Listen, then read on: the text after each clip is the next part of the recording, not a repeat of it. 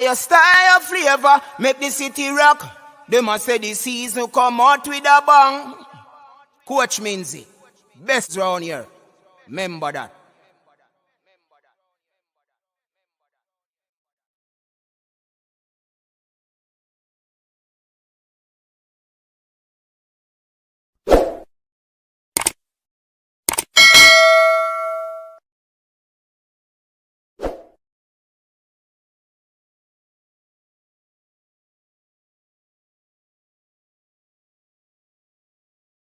Your style, your flavor, make the city rock. They must say the season come out with a bang. Coach Minzy, best round here. Remember that.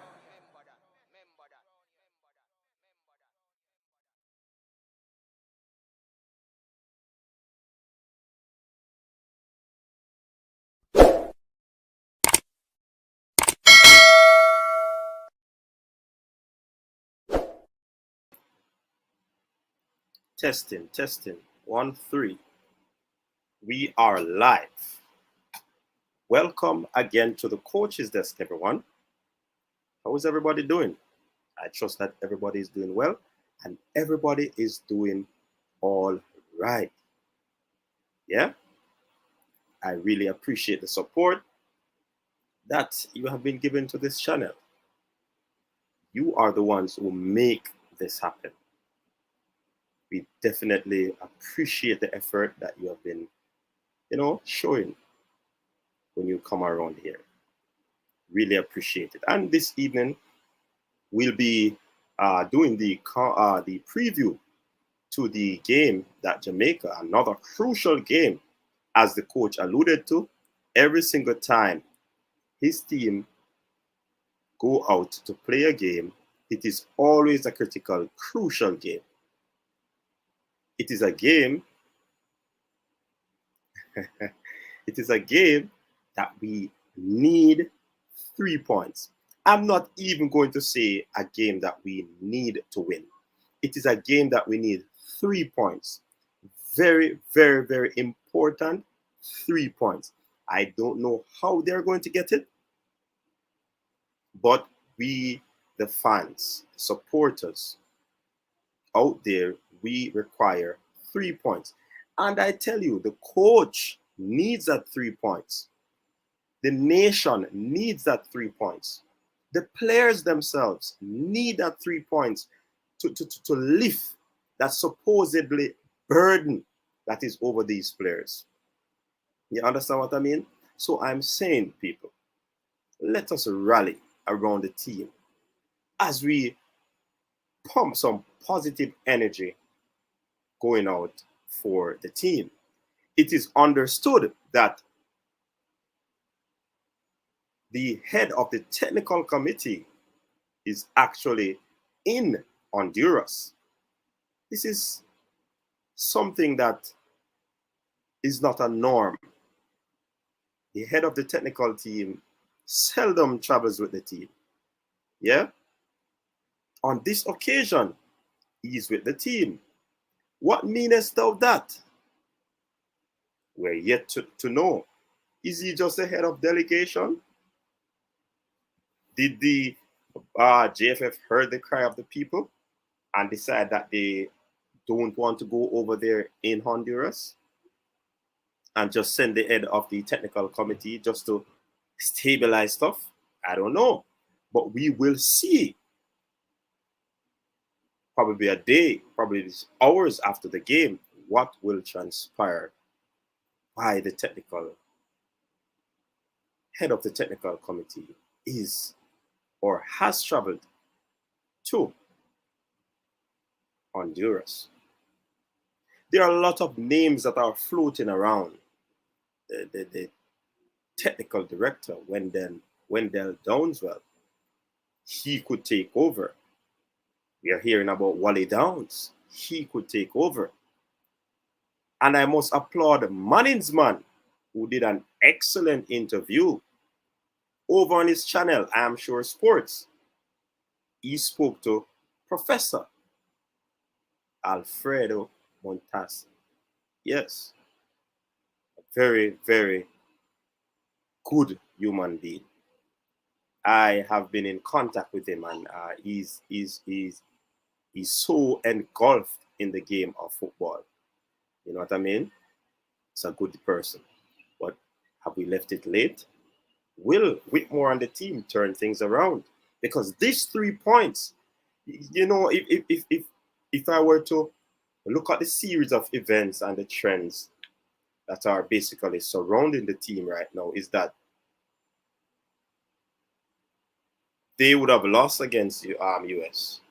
They drew, and being in the stadium, being around the team, and talking to the players, everybody seemed to be in the same mood in terms of wanting this to happen. And this clean sheet that they would have held, this crucial point that they would have gotten, they have indicated that this might be the turn of events. This might be the direction of good things to come for the Reggae Boyz. Because quite frankly, if we were to be honest, the Reggae Boyz would have been, you know, having some tough times, injuries, a series of bad results. You know what I mean? It's like the footballing gods are not with them right now. Hence the reason some of these things that are actually occurring. So I'm saying, could this be the turning moment? Could this be the turning moment for the Reggae Boyz? Is this the game that will kickstart the journey to Qatar, the road to Qatar? Is this the game that will lift the mood and the spirit of the players? It's depending on how you perceive it. Are they in a situation where their cup is half full or half empty? I know the fans would have been crying that the coach just lead the program. I know the fans have been crying that the entire hierarchy should just leave the football alone. But could this be the turning moment? Could this be the time that the Reggae Boyz get it right? Albeit, it is a very depleted team that has gone over to Honduras. Honduras might be without one of their better players. They lost their last game. Are things really going good for them? Are they wounded at the moment? If you understand what I'm saying. So is it a situation where the Reggae Boyz could go and take advantage of this Honduras team? Is that the case? They were blanked 3-0 by the Mexicans in the late game on Sunday. You understand? That's the problem. Are the Honduras demoralized at the moment? Or are they going to make use of their home advantage with the fans, the 12th man? And of course, you know the referees when it comes on to the Central Americans. They have a way to act. They have a way to put on a show. They have a way to, you know, play an act as if the entire opposing team is against them or trying to hurt them.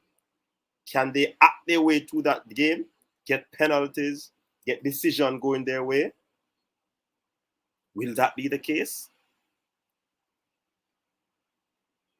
Was it a poor game by the Hondurans on Sunday against the Mexicans, or the Mexicans were too good for them? Is it a game that they were totally outplayed? Only 2 shots on target, 5 shots in comparison to 26 shots. Will the Hondurans give the Reggae Boyz the opportunity to have possession of the football? These are some of the things that I'm asking at this moment. In my estimation, the Hondurans were poor against the Mexicans. Very, very, very poor. 512 accurate passes for the Mexicans. Only 112 for the Hondurans. 24% of possession. Is that the lowest in this octagonal round series of game? Is that the lowest? 24%? Interesting. These are some interesting things to look at. It is also understood, people, that the Honduran coach will walk. Doesn't matter the result, he will walk. Out of that 112 pass that the Hondurans made, 60 of those passes were inside their half.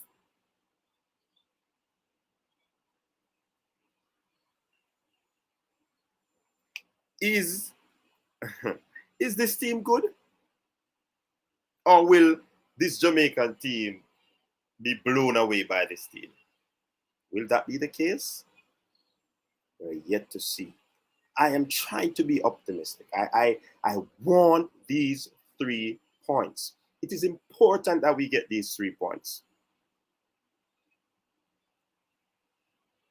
52 of those passes were in the opposition half for the entire 90 minutes. That's insane.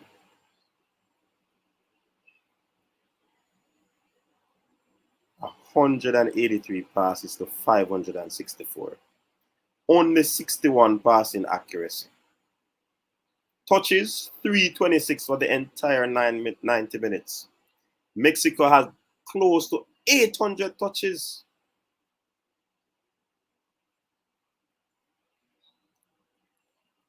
Is Jamaica the only team that is having issues? Something about this last game that the Hondurans. Can Jamaica go into that space and capitalize on this Honduras team? They made 63 long balls. 17 of them were accurate. 63 long balls by the Hondurans, and 17 of them were accurate. These bit of data, very, very telling. Can the Jamaicans go into this hostile environment and eke out 3 points? Are the Hondurans wounded at this time? It is very, very, very, very, very interesting. They only had 4 crosses, people. 4 crosses. Out of those 4 crosses, 1 of them was accurate.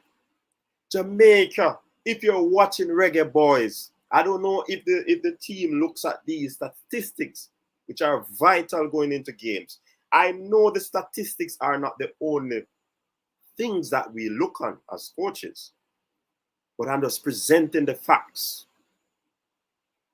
If you're watching, this bit of information is telling.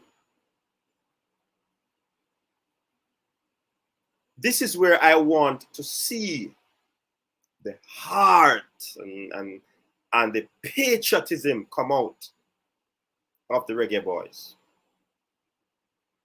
They go together like the Roman soldiers. They put things together and they just go in that hostile environment and do what they have to do to get that point. Did I say that point? Those points. 3, we need 3. Would that look so? Would that look so? Would that look so? Would that look so? Whether it looks so, are 3 points or what? 3 points. 3 valuable and important points that I believe will be the catalyst to our whole turn of events where this campaign is concerned.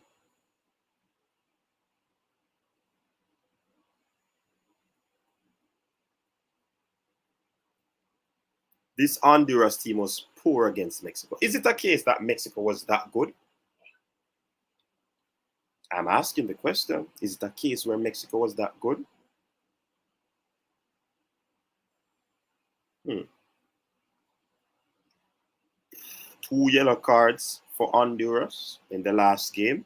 Are any of those 2 players out of this game? Red cards, 1 for the Honduras. I think that's one of their main players will be out.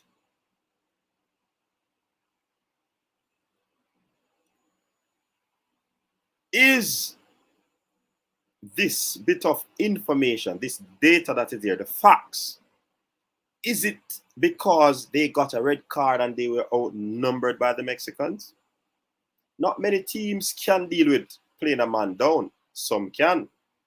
Because I could remember watching that Jamaican Premier League game, final, Cavalier versus Waterhouse. Waterhouse were down 10 men.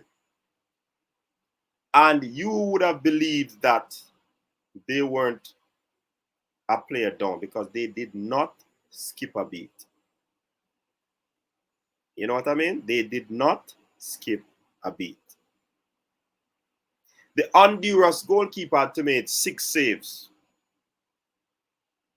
2 diving saves, 2 saves inside the box, 1 eye claim, and 1 punch.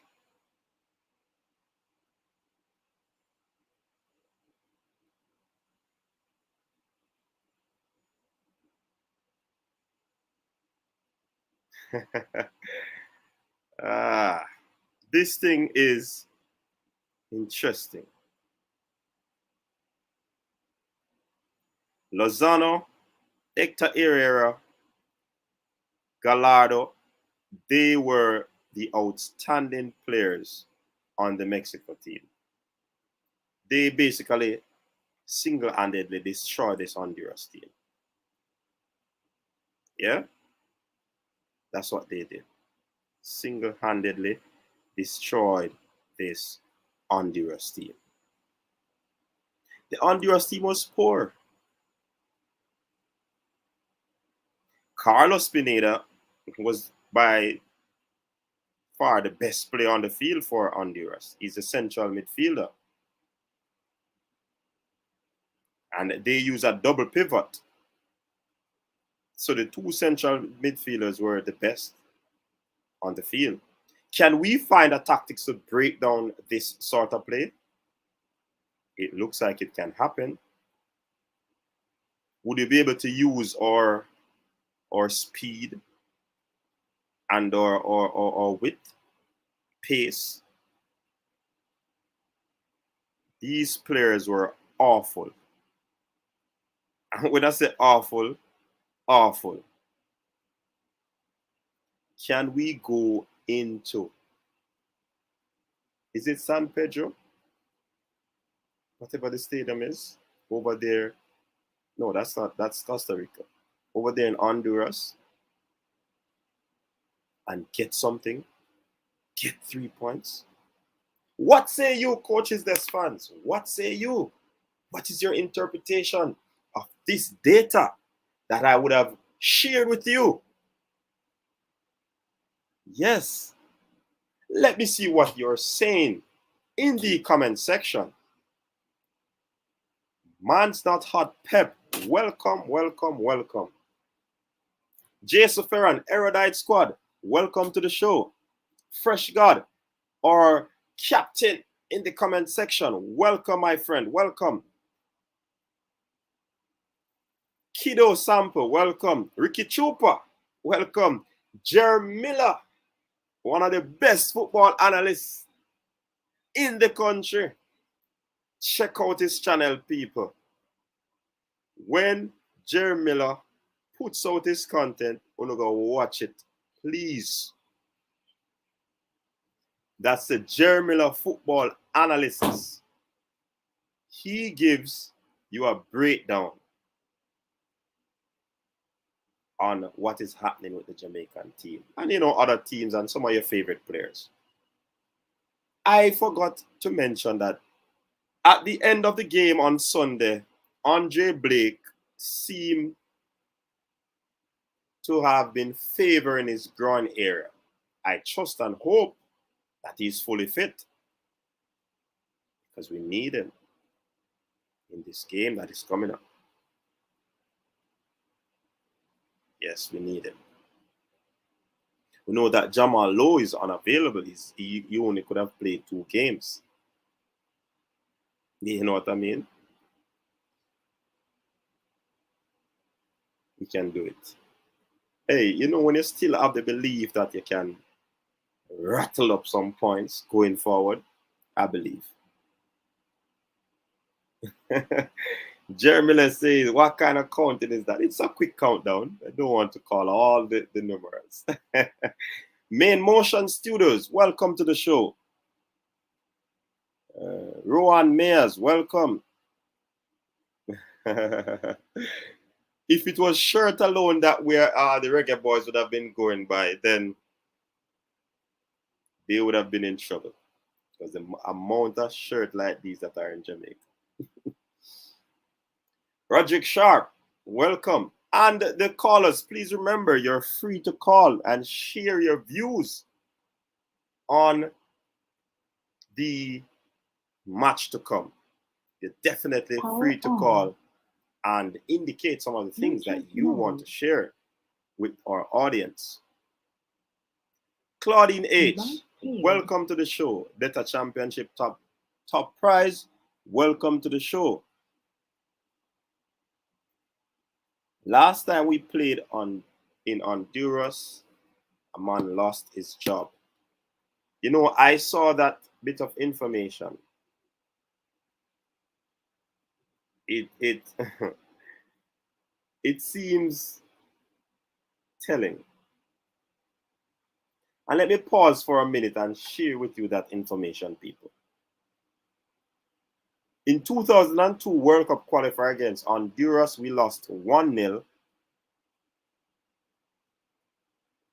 That was the 9th of the 4th, 2001. Who was the coach? Clovis de Oliveira. He was sacked subsequent to that.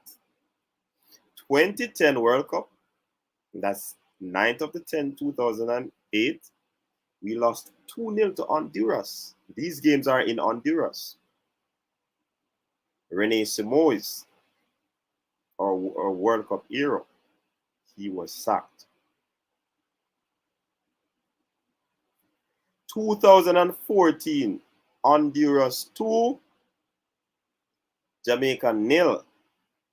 That's the 11th of the 6th, 2013. Theodore Whitmore was sacked. And currently he's staring down the barrel.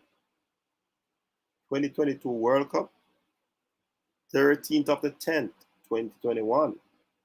What will be the outcome of the fate of our beloved footballer, now coach, Theodore Tapper Whitmore? We will definitely see. Dean Fraser, welcome. J. Ross, Sherman Scott, Clarendonian, welcome and big up yourself, Sherman Scott. Jason said, Tapper saying less is more, coach. Let us see you, Jason. Wayne Evans, welcome to the show. Is this a relegation derby?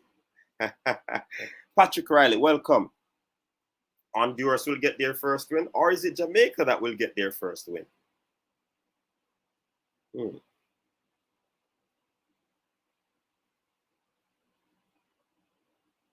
O'Brien Richards, welcome to the show, man. Big deal, welcome. 20, welcome to the show. Teddy Lee Gray, welcome. Eagle Republic, another of the erudite. The La Prensa and La Diez newspaper are reporting that coach Fabian Cote is that Coto will step down after the Jamaica game. Interesting.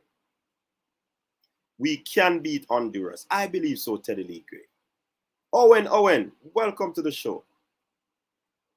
Ricardo Robinson, welcome. Warren Webster, welcome. Everton Jackson, welcome. Stone Love Priest, welcome. RJ PUBG, welcome. Jermaine Blake, I heard that tension is in the Honduras camp now between players. They are having a terrible time, torrid time for them. Well, let's see how they go about that. Eagle Republic is saying, people, those stats are not accurate. Honduras team was playing with 10 men since the 49th minute when their captain was ejected. Did I, Eagle Republic, did I indicate that the time when the player was ejected? I said they were playing with 10 men. These stats are accurate. If you compare them with other stats sites, you'll understand that they're accurate. This is really a shame that Jamaica is in this position given the players that we have at our disposal. That's true. Big up yourself, Sherman Scott. Let's get the likes up, people. Please remember, the golden rule is to hit the like button once you enter the stream. Joy Laman, welcome to the show. J. Ross, so it's a lose or draw, tapper out. Orlando Burke, Jamaica have a win. 2-love, okay. Listen to me, people. History in football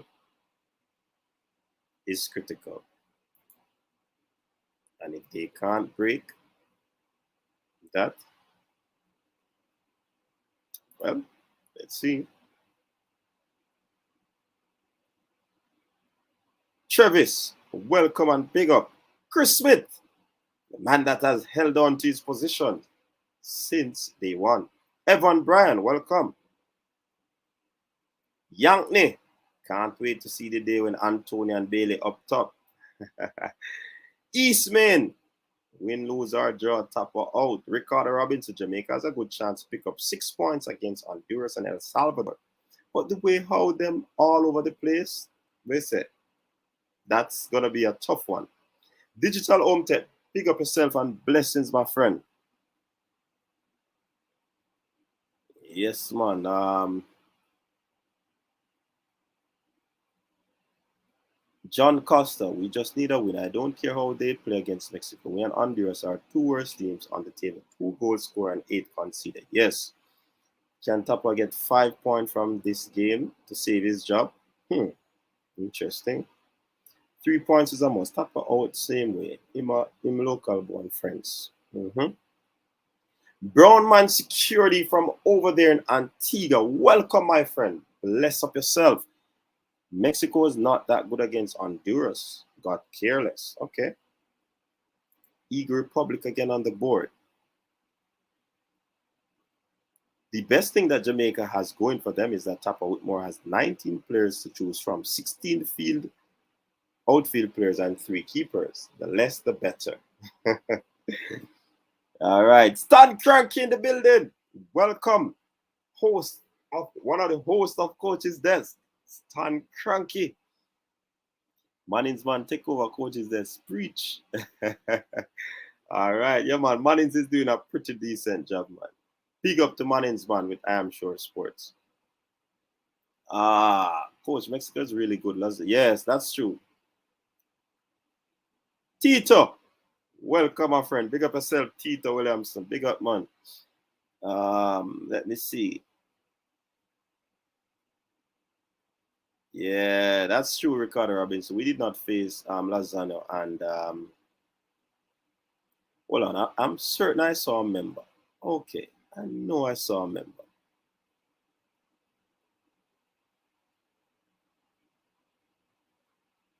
Comments are coming in quick and fast, people. George Gooden, welcome. Not getting 3 points tomorrow will mark the doom of the campaign, in all honesty. Jamaica, please plays too slow with no plan to break down. Brandon Wright, welcome. Corner Shop TV, welcome. O'Dane L, welcome. Darren Stunner, yeah man, nothing less than 3 points. Old Gallus, big up coaches this, big up yourself. Coach, 2 radio hosts tell Mannings man that God don't answer prayer. Yeah man, I was listening to the show. But they were specific in saying that God doesn't answer the prayer for sports. If you pray that a team wins, God doesn't answer. That's what they say. Really, John? It's something that can, Giovanni, big up yourself. O'Brien Richards, yeah man, big up. Julian Lakes, man, big up yourself and welcome. Sherman Scott, man, big up, man. The real T Shala. 3-4-3 is a must against Honduras, all right? So we have a new member that has joined the Erudite squad, and that person is Pagan 180. Come on, give Pagan 180 a big round of applause. Welcome, Pagan. Welcome to the Erudite squad. Honduras is drawing card. Oh, you believe so? Honduras is the sacking ground. LOL. All right, Fresh. Yeah, man. We have to win versus Honduras. That's what I'm saying, Pagan. Big up yourself, man, again, and welcome. Dr. Joyful, what's up? Man that plays in League 3. Or is it League 4, Dr. Joyful? Welcome, man. Yes, Eagle Republic. He's steering down the barrel. Yes. Jermaine Allen, welcome. Orlando Richards. Honduras still win 2-0. Really? Wade Nelson, welcome, man. 1-1 if we're lucky. Jamaica for the first win. Honduras lost their best player captain out already. Yeah, I believe so. Captain of Honduras got red card last match, if I'm not wrong. Yeah, you're correct, George Gooden. Palm Atlantic Entertainment, welcome. 3-5-2 formation is best. We definitely need 2 center forward. Nathaniel White, sad to say that I almost want Manu and Jamaica to lose just to get rid of the... Right now, to me, it's not even about the coach right now. It's about us getting points on the board. And that's what I want. You know what I mean? Tapa is just like, Ole, they are both... Paul Grant, welcome. Action Entertainment, welcome to the show. Nathaniel, oh, the comments are gone. All of Tapa win him get fire. CMA. All right, big deal. Big up yourself.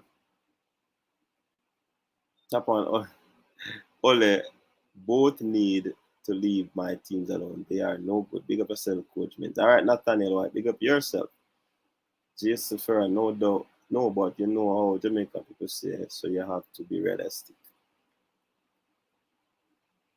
Please know what's in the starting lineup. But based on who we have, Pagan, the man have to start. Believe it or not. Daisy Suker, welcome. Likely near most. 2OK, welcome, man. Big up yourself. People, a lot more space are available on the membership platform. You can easily click the join button and find out our package and be a part of our membership program. Yes, I'm Pagan. Really appreciate it. Thank you, Coach. It's the least I can do. I'm here too often not to be a member. Support the thing. Yeah, man. Bless up yourself, Pagan. Another scratch off win. Welcome to the show. Military. Welcome to Military Guna TV, people. Yeah, man. The man says one of the hardest work on YouTube, you know. Big up yourself, Military. Big up yourself. We can't take that from you now. You first say it. So, people, if you have not, checked out Military Guna TV, yeah, man, you can do so. Good content over there. KR, welcome. Yeah. I think Jamalo, from what we're hearing, was a late addition. So they had to take him for those 2 games. In the November window, I don't care if the players are requesting. Let them bring them. Who cares? As long as we win. All right, Eager Republic. Dwayne Knight. Trinidad in the building. People, big up to Dwayne Knight from Trinidad and Tobago. Yeah, that's Ilanda di Soca. Welcome to Dwayne Knight over here. Saying,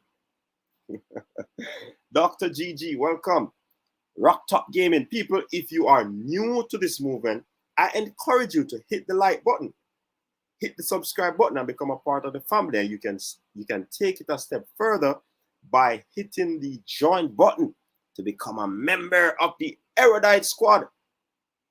Yes, people, Stefan Wright. It's going to be hard to get 3 points, but we needed the 3 point. I hope the Jamaican scores first. That would really put pressure on the Hondurans. That's true. Paper Plate, what's up? Welcome to the show. Shaquille Smith, big up yourself and welcome. Not gonna lie, part of me wants us to lose or draw tomorrow just to get rid of Tapper. I want 3 points. I don't care right now, Shaquille. I want 3 points. Loud Music Entertainment. Tapper cannot win a yard. How am I gonna win abroad? Yeah, is that a bar from the Loud Music Entertainment? Coach, win, lose. Coach with Logan, does Tapper play Gray from the start, or Maggie with Roof on left? I'm not sure. We're going to be picking our starting 11 or, predicted starting 11. Based on the budget this World Cup qualifying cycle, we are stuck with Tapper. Neo, Sir Sovereign, another of our erudite member. Big up yourself, Neo. Honduras most captain who is their best CB and their CDM. However, we have a weak and undefeated team too. Yes, it's going to be battles of the mind, I believe, Neo. Who can go out there and do what they need to do to get these 3 points? Both teams need the 3 points. Never forget that. Watson can't start. He's not good enough for, nor is he fit. Maggie, Grant, and Speedy. That sounds good, David. Welcome to the show. Dre Nick, what's up? Bless up yourself. Going in for a win tomorrow. Yes, I'm definitely going for that win tomorrow. Craig Butler said Leon told him not to coach national team if he gets offered the job. Yes, I've heard that. He spoke about that on Ryan LFC show. Big up yourself, Ryan. Doing a great job also. J-Lo did well. Gratitude for the 2 games. I saw a promise. Definitely Pagan. Based on the budget. Big head boy. We are stuck with Tapper, so we just have to work with them. Big up Trini Massive. Yes, man. They boy in the place. They watching the coaches that's over here, Pagan. You got the intro lock, coach. Yes, boy, I got the thing locked, man. We know how to talk like them, you know. I don't know how. I don't know what to say or suggest anymore. Campaign has drained my football energy. It's true, but we are still putting our support with the boys. Otis Edwards, welcome to the show. Let me see. Those comments ran away a while ago.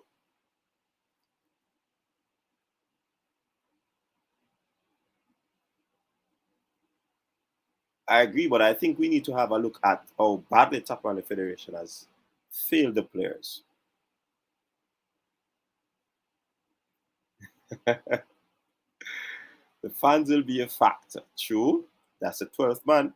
Lost their CB and CDM. Yeah, I was wondering what you were saying. And Neo, one of those CDMs, well, both of the CDMs would have been the leading players against Mexico. And to lose one, will they lift their games? Will the Reggae Boyz take advantage of this team, even though we're depleted?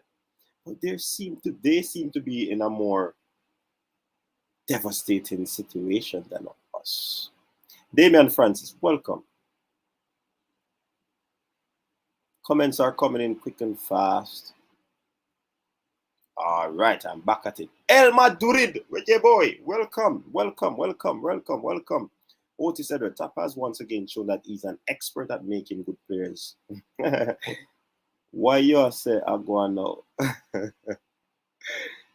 Both teams needed 3 points, but my bad mind turned up, so Jamaica forget it. That's not bad mind, Joy Lawman. That ain't bad mind. We needed 3. Are you gonna support? Are you gonna go against your team? That can't be bad mind. You're a true supporter. Yes, man. The panelists will be on. They will be here shortly. Whenever they feel like jumping on, they can jump on. Jay Dice, welcome. Yeah, man. Big up yourself, Jay Dice. People, please call in. Phone lines open. Yes, Pagan. Thanks for reminding them that. Kermule, what's up? Kermule. What are you saying, Kermule? I are doing well with the Trini accent. Yeah, boy. I try my best, you know, boy.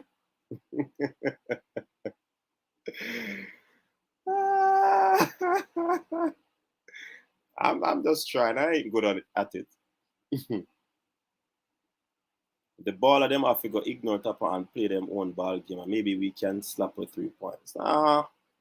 Coach is just moving from strength to strength. 12K strong and credentialed member of the press.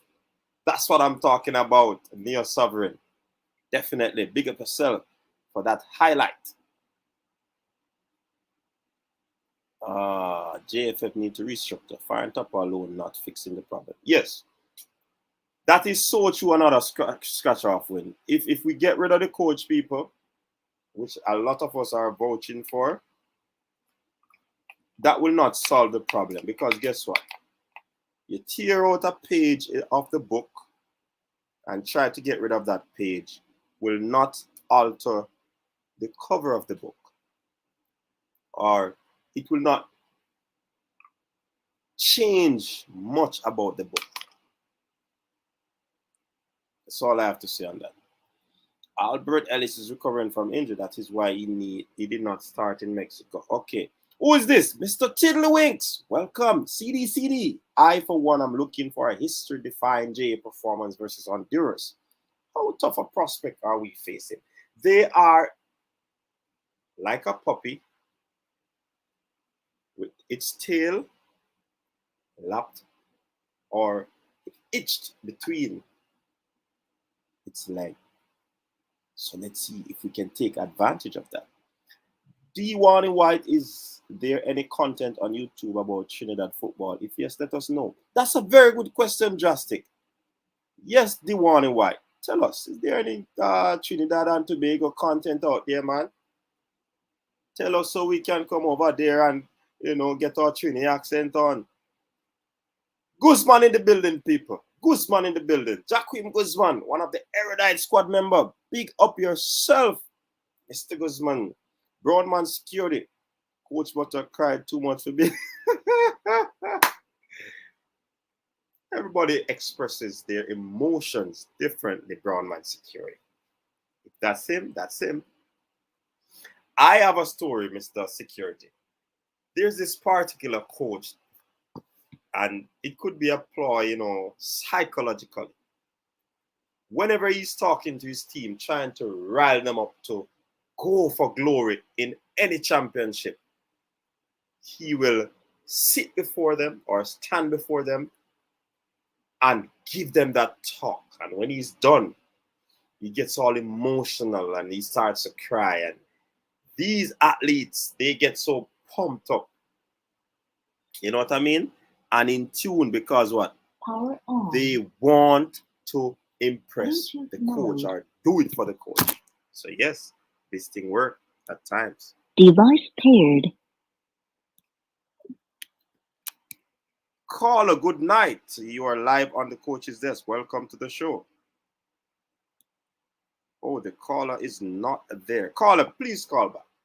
I answered and you were missing. You can call back. So, Brownman Security, it could be a matter of psychology. Resmond Creve. I still have my hope, Mr. Moncrief. I still have my hope. I latch on to my hope. JFF out, says Mr. Pagan. Why are we stuck with Tapper? Massive improvement needed. It's must win. Listen to me, no man. Warren Webster. Boy, may I tell you. This is bigger than the coach. Let me just say that. Dre, any weather you have been missing, my friend. What has been happening? Are you afraid of what is happening? Yeah, big up yourself, Dre, any weather. People, of course, you know you can go over there to support Dre, any weather. He's so close to reach at 1,000 subscribers. Support the thing. Introvert audio. We might just get lucky and get a rate of movement. Yes, that's what I'm saying.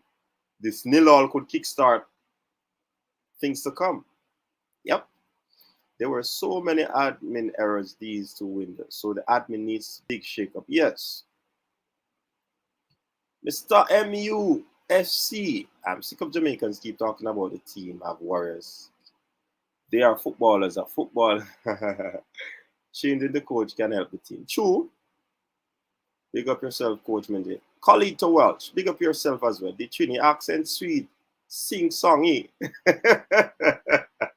All right, Mr. Pagan, 180. I try my best to do a little. We need to attack this team so we can win 2-0. All right? Christopher Carr. Can we put away our chances when they come against this Honduras team? I would love for it to happen. I would love for it to happen. All right, the call seems to be coming back. We're getting a call from Jamaica. Caller, good night and welcome to the coach's desk.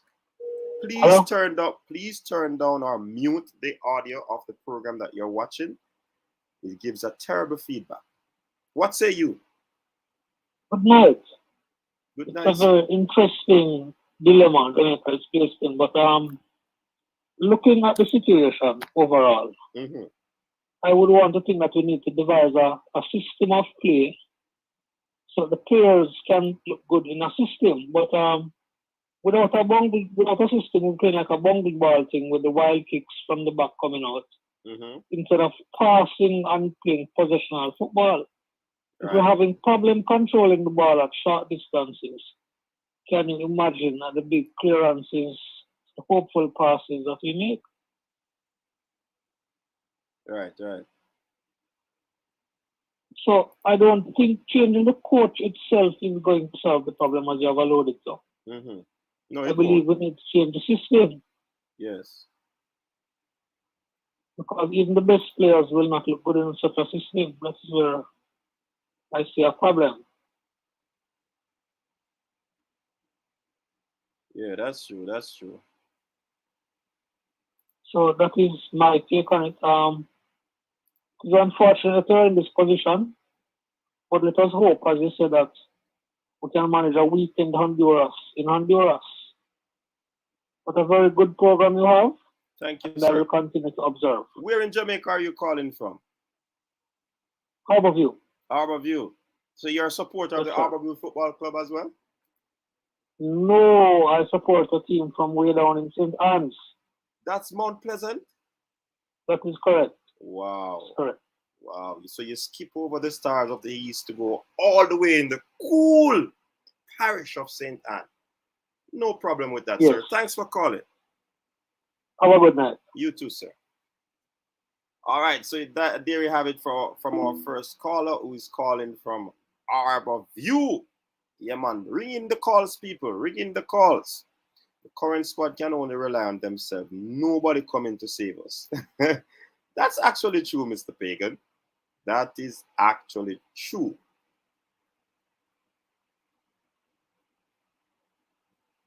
That is actually true. What if the current coach refuses or is incapable of changing the system? Shouldn't we then get rid of him? Yes, that is true, but another coach will come in, El Madrid, Reggae Boy, and face the same system, the same sort of administration. So it's like 6-1, half dozen or the other. That in Jamaican terminology. All right, Moses Elvis. The number is running at the base of the screen. You see that thing running across?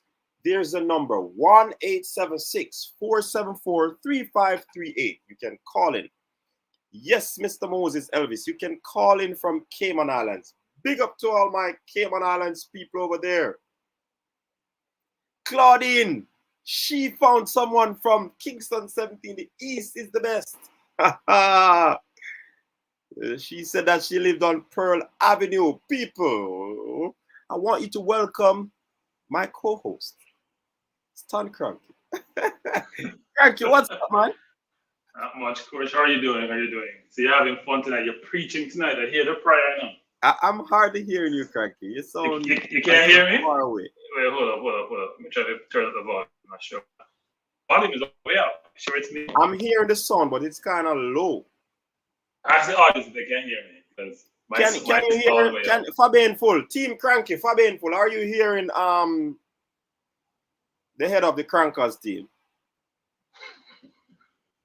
Can they hear me? I'm hearing you now, but it sounds a little bit hollow, like you're far away. So I'm asking them if they can hear me loud and clear, or do I need to? It's the same headset I have. I'm not sure why it's not working. I have to change headset then, Coach. Yeah. If they can't hear me, or is it your system? Yeah, no man. The persons are saying they're hearing you, but look what Jason is saying. Sounds like you're in the kitchen for real. I am in the kitchen. Let me change headset, Coach. Give me a second. Yeah.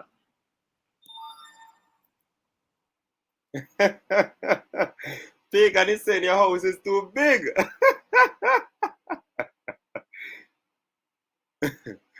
He's really in the kitchen.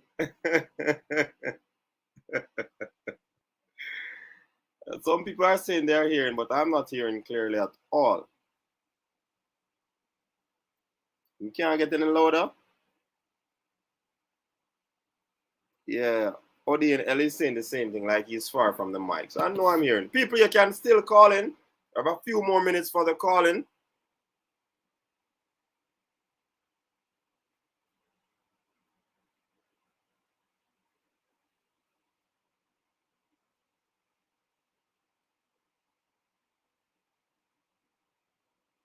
You can hear me now, Coach?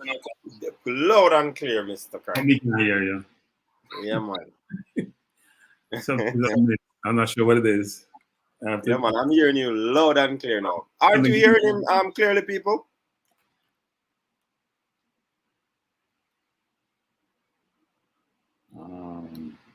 So what say you, Sir Cranky? We're talking about, you were saying something about Mannings, man. Oh, we're getting a call.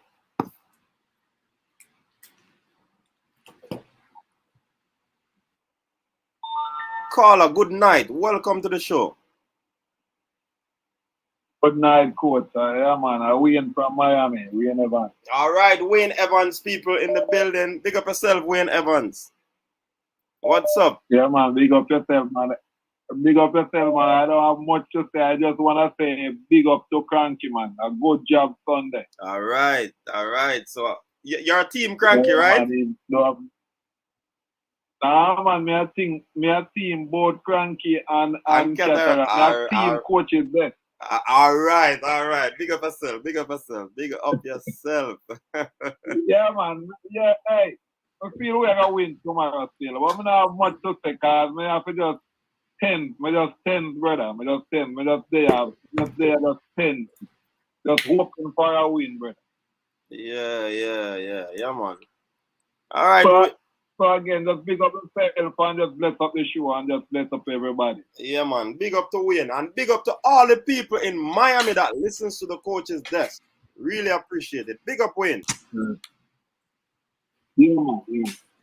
All right, I see we're getting a call from guess who? Can you hear me, Coach? Say that again. Can you hear me? Yeah, man. Okay. And it's the good job is still coming in, you know, even after 2 days. Mr. Tiddly Wings, welcome to the show. Greetings, London, England calling. One love, everybody. Wagwan. Good day, man. Greetings from London. All the Europeans over there. But I'm gonna ask you, Richard, to mute what you're listening because it's giving us a feedback. Or turn it down. That's interesting. What is me look after?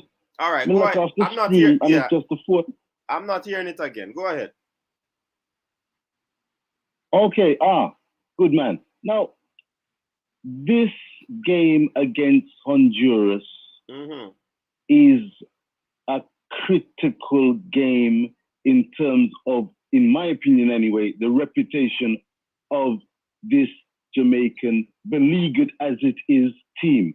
What I want to find out from your good self is, what was the vibe, and was there anything that surprised you when you went down and interviewed the players? Well done on your media role with Cataracts when you spoke to the likes of Jamal Lowe and Mr. Watson and company. What was the vibe of those Jamaican players, sir, in terms of the mental strength, determination coming off of the Canadian game and potentially carrying forth into the Honduras game? I think a must win. Yeah, I think one of the thing I picked up, Richard, is that the players were disappointed. They were happy for the point because it's a step in the right direction. However, they were disappointed because they wanted that 3 points on home soil. So you could see the disappointment. Some of them rushed off the field, go right into the changing room, like Akimar Lawrence and others. They just left the field quickly. You understand? So the players and I believe that they want to get it. Shamar Nicholson, he was upset when he was taken off the field. He wanted to stay to help the team, and that's what he said in the interview. So I mean, I believe that they you could see or feel a sense of hunger from the players. He disappointed. Some of them rushed off the field or right.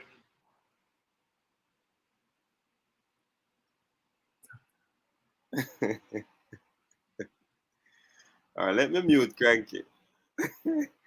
Yes, Richard, that's basically that. I didn't catch what.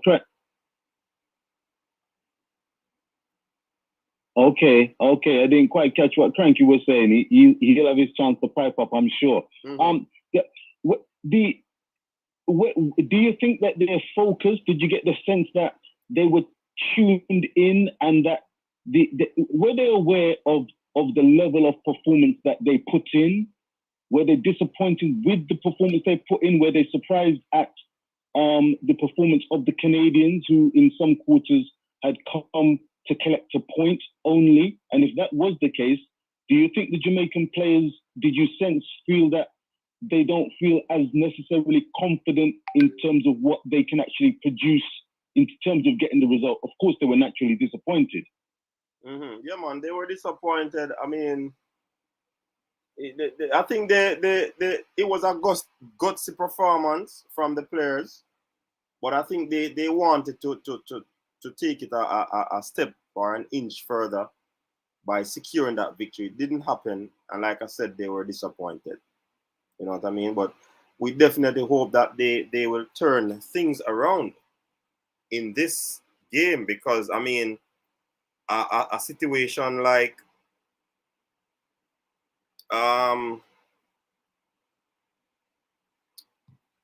situation where Honduras would have lost 2 of their key players, one the captain.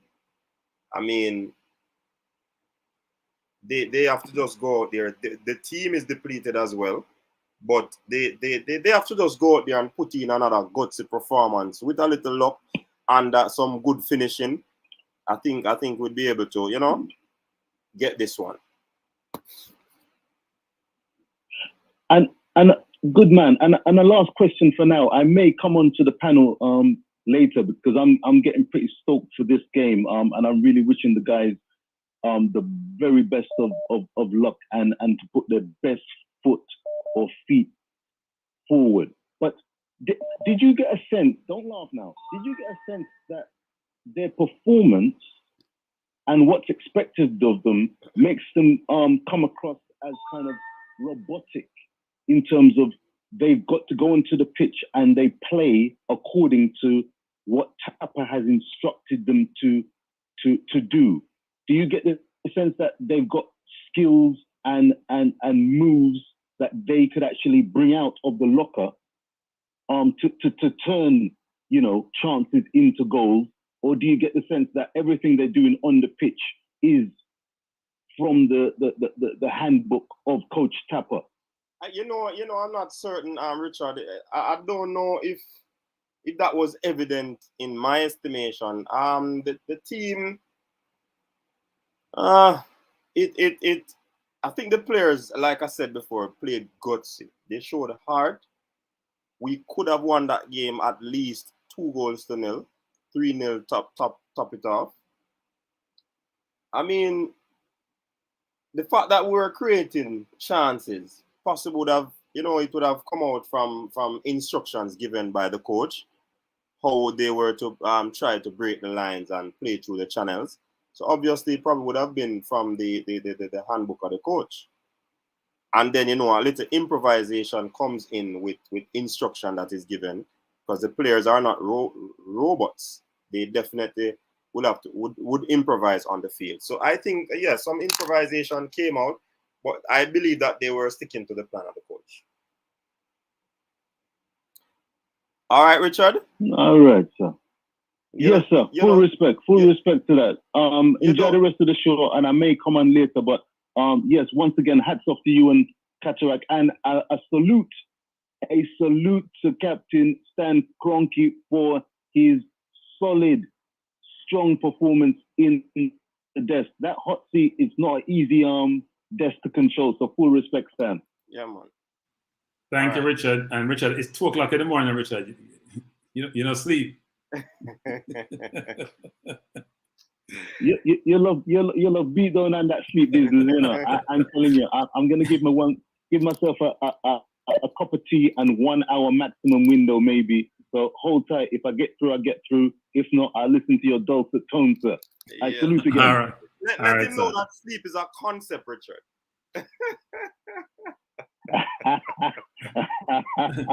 A concept which you need, Richard. Good one, Cranky. Good comeback. All right. Thanks, Richard. Blessings, man. Guidance. Yeah, man. Cool. Travis, I see you were calling. You can call back. See you were calling, Travis. All right, let me call back Travis then. All right, he's calling. You might watch the thing, man. Travis, welcome. Yes, Mr. Minzy, welcome, man. Good night, man. Big up, Stan. Yeah, man. You know, Mr. Minzy. Yes, right man. now, you know, we need 3 points on Honduras. Yes. With a top of win. And for me, whether I win, lose, or draw, if you go. But first and foremost, if you're a coach of a team, you're supposed to be the one in charge of the team. So you can't be say, come here, man, on an interview. And nobody me hear from me sees what he must say. Say, Paul, I'll talk to the English-based player. How that happen, brother? I don't think that, man. That team, that team is divided. You can't lead from the front. You're not supposed to be a coach of team. That means definitely, you know, I don't know if you do the Englishman them then. Yeah. So look at it, you know. Yeah, that's. Yeah, and I want Jamaica. People understand. Jamaica football is not owned by local or overseas. Jamaica is for all Jamaicans. And to me look at football now, dynamic of 98, we need to cut away from that. Football move and evolve from that. So the best players to play for Jamaica. Yeah, at all times. Indeed. I would have a big team based on no man, say, yeah, man, a friend. Can I hear the start attack, every man, and fight upper? The core players, they must strike. Yeah. Eh? If, for me, you know, if the core players strike, if that really happen, you know, they will charge with trees, you know. My opinion, that, you know. Yeah. Me that a one, me not really fish at none at all. As you show Jamaica, me support him play well other night. So they have to give me support. That's what I was gonna ask, you know. You say you're not rating, but yeah. In play, Fisher, Fleming, and Alves Powell, and Damien Lowe. Me not rate them. Because to me, they don't improve. Feel like team so long. No, man, I think Damian Lowe... Remember, that's no personality. No, but in no, truth man. and in Damian fact, Lowe, he has improved. Remember... Damian Lowe too hype, man. No, man, hold on. Let me explain That's my... why hold on. Let me explain my account, right? When Damian Lowe came in the team, he was very young. And persons were saying that he was rushing his challenges and his tackles. And I would agree with that. But I think he would have listened. Yeah, that's true. And he went ahead and he probably do some hard work, do some whole video watching and all of this, some whole sessions on his own. And the man has improved his game. No doubt about that. You can't go around that, Travis. But let me hear your account. What I have with him now, machine. Machine take up now. Intend to, as a central defender, intend to hold on for the ball too much. Okay. I'm seeing man them teach him in the game against USA. To me, it was careless on his part, to get a yellow card, the tackle we're making. Okay. See, can you want to hold on for the ball too long? Football not hard, as simple, you have to play football with your brain, To me, football 90% of your brain, 10% of physicality. You know about nobody else. All sports. Because I play the game. They are 42 years old, and I play every Sunday morning the same way. May I find out where you play so I can chew a ball to your foot, Nutmeg, No, man, I'm start to play, man. Start to play. We only have 2 youngsters for it both times. Yeah. We have to use every Sunday morning, and a competitive game, I tell you that. Okay. Competitive, because he's a striker. Don't know Westmoreland. He's a striker. Man, I can't tell you that. You know, when I come to Westmoreland, I'm going to link you with Travis come play some ball. Yeah, man, definitely, man. Yeah, man. What means I say, we have too much Jamaica, we just want to see it's a predicament, equality players that we have. You see me, I say, and the next thing again, people don't believe, so we against local players. We're not against local players, man. We don't stand for mediocrity. So the two you become rate when you have to play schoolboy football. And national team, this and all, man. Most of them are wasting time playing at USL. We agree to them and make a food. They have to think big, logical. Have to go to Premier League or even Championship, brother, in Europe. Everybody just wants to go USL go stuck, so man. But it's where the but Travis, it's where the opportunity is in a budget. And you know, say this is a living for them. I understand that. I understand that. A player like Fleming, So Fleming is not like bad player, but Fleming's decision making on the field is very poor. He don't use his brain when he kick or when he shift. And can't play football. I don't hear me beat him. Fleming, I want to play him a rate. Yeah. And when I beat him, I beat him for you right, because I know he can do better. Yeah, man. All right, Travis, we're going to let go the line because I'll call it up. Yeah, man, but big up. Yes, man. Big up yourself. Yeah, man. All right, man. Big up, man. Bless up every man, man. All right, cool. All right, let me take another call there, Cranky, before I get in, because people them will call the show, Let me clear up something, Dre. This is not my house, a virtual house, Dre. I am a very poor person. I don't have any money, so I can't afford any houses.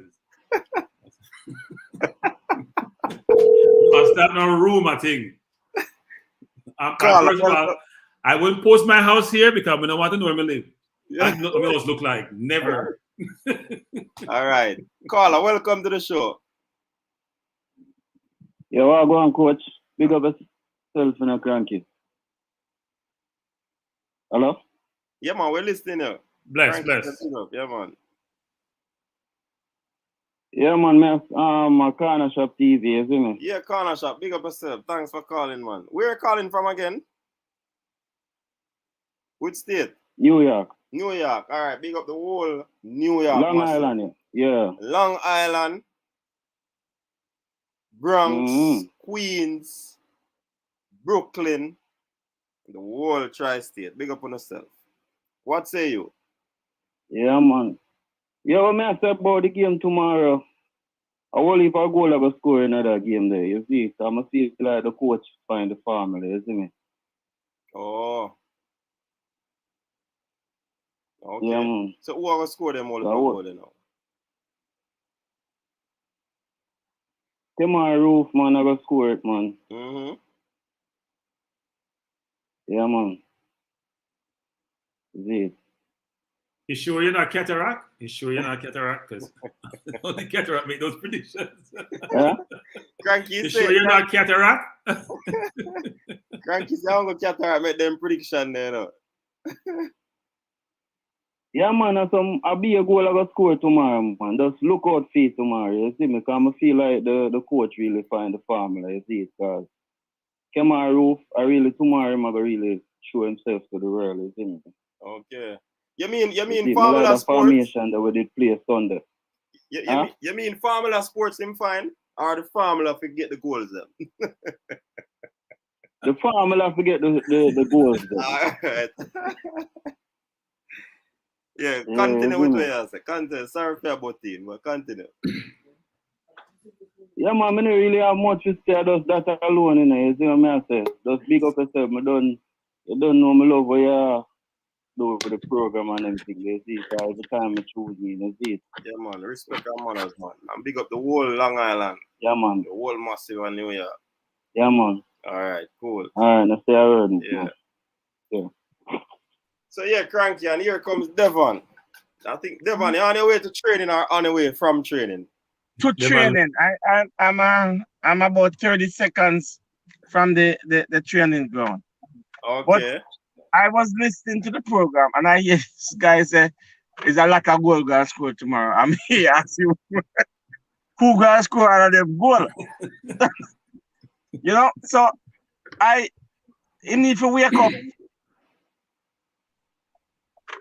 You know, I need to wake up. Yes, people are optimistic, but it's not easy to play in San Pedro Sula.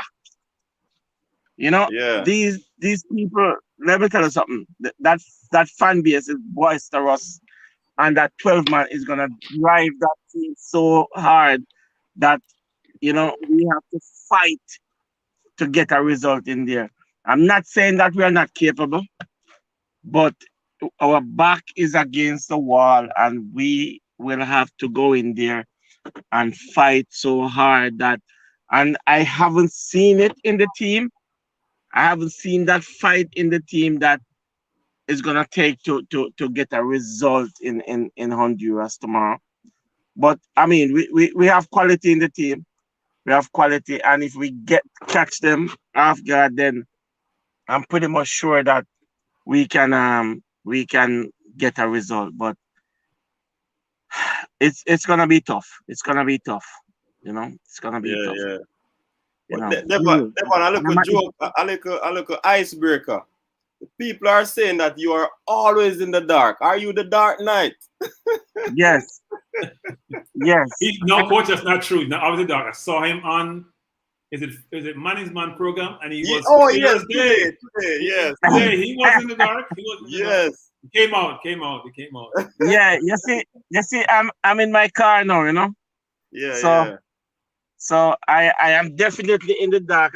I try to turn on the light to see, you know. But I might be the Dark Knight, and the Dark Knight might need it tomorrow to pull something out of the hat. But you know, we just keep our fingers crossed, and hopefully that the team will go in there and fight with each other, and you know, just to get a result. You got to work together. You know, we have to be on the same page. I mean, in terms of strategy, I would urge the coach to look at the team that is there and change it up a little bit. You know, put it on the training pitch and go with two strikers. Employ two strikers instead of the one striker up top running from side to side, and you know, he's not getting any help to press. When he press, he alone can't press. The team have to identify the moments to press. And you can't press for 90 minutes. You have to identify moments in the game when they falter and make mistake, and then you push on to them. And if you push on, if you push on to a man to man, and they have no outlet, all they have to do is go long. And when they go long, you capture that ball when that ball come. You know, just drop Anthony Grant, you know, and make him capture that ball. And once you capture that ball, just open up and play. Make the field as big as possible and move the ball around. And listen, I watch the Mexican highlights. This team cannot defend crosses to save them life. And we can't cross to save our life. So you understand what I'm saying? So guess what? We have to identify that to say Honduras cannot defend crosses to save them life. And see if we can put some crosses in, get behind people and whip crosses in and have the strikers run onto them. And Devon, this is a comment coming from David Nicholson. Big up yourself, David. He's saying that we are not scoring against Honduras unless we start a creative midfielder, and he's making reference to Tyree McGee. What say you? And guess what? I wouldn't play Tyreek in the center of the park as an attacking midfielder. I would employ Tyreek on the wing, create more space, because guess what? When you give him more space, he looks dangerous. So if you isolate him, can isolate people on the wing and get inside of them and square those balls. Tyreek will put that left foot and put that ball inside. So I would play him on the wing tomorrow. But Devon, if he plays two strikers, you made mention of that. Tyreek on the left, Speedy in the center, Bobby on the right. Anthony Grant is the one holding midfielder. You understand? And Bowser and Kamar.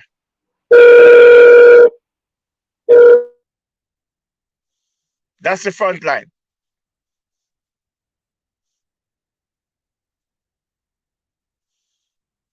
Did you hear me? I think he's talking to someone, Devon. Okay. But he's hearing you. Okay. Yeah. So that's how I would go into the game tomorrow. You know, once Bobby is fit, you know, I would go into the game like that tomorrow. If Bobby is not fit to go, then you play Kemar on the right and play Gray and Shamar. But you have the strikers there to get you goals. Bowser and Kemar can switch at times. One be the point man, one just play off the shoulder. When we lose possession of the ball, one of the strikers drops into the midfield and you defend with 5 midfielders. So you with Anthony Grant in there, you look like a 4-5-1 or a 4-1-4-1. It is simple. You know, they just play to instructions. Yeah, that's true. Let us hear what this caller have to say. Caller, welcome to the show. Moby, man, in the building. Yeah, research coach is there. Yeah, man. Thanks for calling. What say you? Take on the tick now. To me, the man is nervous. It's half of the field nervous. You see me? This is the 4 back line. And the 2 midfielder come salk the ball from the back. For the back, last man, they must be bounce on the ball and bring the ball up. Coach, I will come in back later. Yeah? No, man. Go ahead, caller. Yeah, I think so they're nervous. That's they even want to try to bring the ball from back. They just kick it out. Right? Nobody don't want to lose the ball. Nobody don't want to say they toss one goal. See me? So you see, if they don't put on the negative with the thing there in the defense, you're always under pressure. Okay. You see me? Yeah, but just get one fear try. Try to hold the ball, try not lose the ball, just bring up the ball. You see me? And that's a fear problem every time and play good. You see me? That's why we now hold the ball and try to bring it. I mean, I listen T got David today on the Birdman in the YouTube channel. Yeah, mornings, man. Yeah, and listen in the same way. Because Leon Bailey father. Craig Butler, yeah. Yeah, and it's one of them have the same similar thing about the side. You see me? like them say, yo, then if you have a star where everybody try to make that man get the ball. You see me? So now that they can hold the ball till that the first hold the ball. I don't want to kick all both the field. But you think we have ball handlers to do that? Anybody can do that in general. If I want to play a ball, you must control the ball and pass getting the man. And pass getting the man and not lose the ball. So if you don't take a ball angler, if they make it side, that means they must shield them ball and hold them ball and make a pass back without losing that ball. Okay. You can't make it national side and you can't control the ball and hold the ball for a man. All right. I hear you. Right, yeah, man. Thanks for calling. Big up, Moby. Yeah, respect, all right, there you have Coach, me confused. You know, I me get confused easy, right? Me confused. So, which game in this World Cup qualifying campaign, of the 5 we played, have we had over 50% possession? None. Okay. So there's a theme here, isn't there? Yeah. Everyone said, Craig Butler said this, T-Get said this. I mean, watching me laugh and say, oh, now watch your side. Where's the star man who's going to control the ball, who's not going to lose the ball? The one person in the team who protects his ball well is Anthony Grant, and he can run. So we don't know who will move the ball. McGee has that ability. McGee can move the ball, but McGee doesn't present himself. He doesn't present himself enough to say, you know what, I'm going to take charge. And he's a liability, as we say, defensively. But Cranky, why you think caused that? For McGee? Because, I think one of the greatest challenge that I believe, Cranky, that is causing the problems in this team to possess the football is their lack of movement. And you just said it. Maggie is not presenting himself for the football. So he's not moving into areas where he can actually collect the ball, receive the ball. You understand? So I think the off the ball movement, and if people watch Jerry Miller's video, they know what we're talking about. No movement. And off the ball movement is a skill in football. So, coach, there's a different level of fitness required at certain level. You know? So are they not to move? Coach, what kind of rhetorical question that? It means if some of them are not fit. You can't see who fit enough. You can see Roof is fit.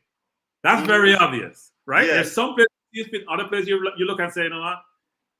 Energy is not there. I mean, we have two, you know, coach, we go to pen relays, and you ever been to pen relays, and you watch the race over the right-hand side where the 80-year-old them run, and you know, then days they run real good, but when they run at 80 years old, it's hard.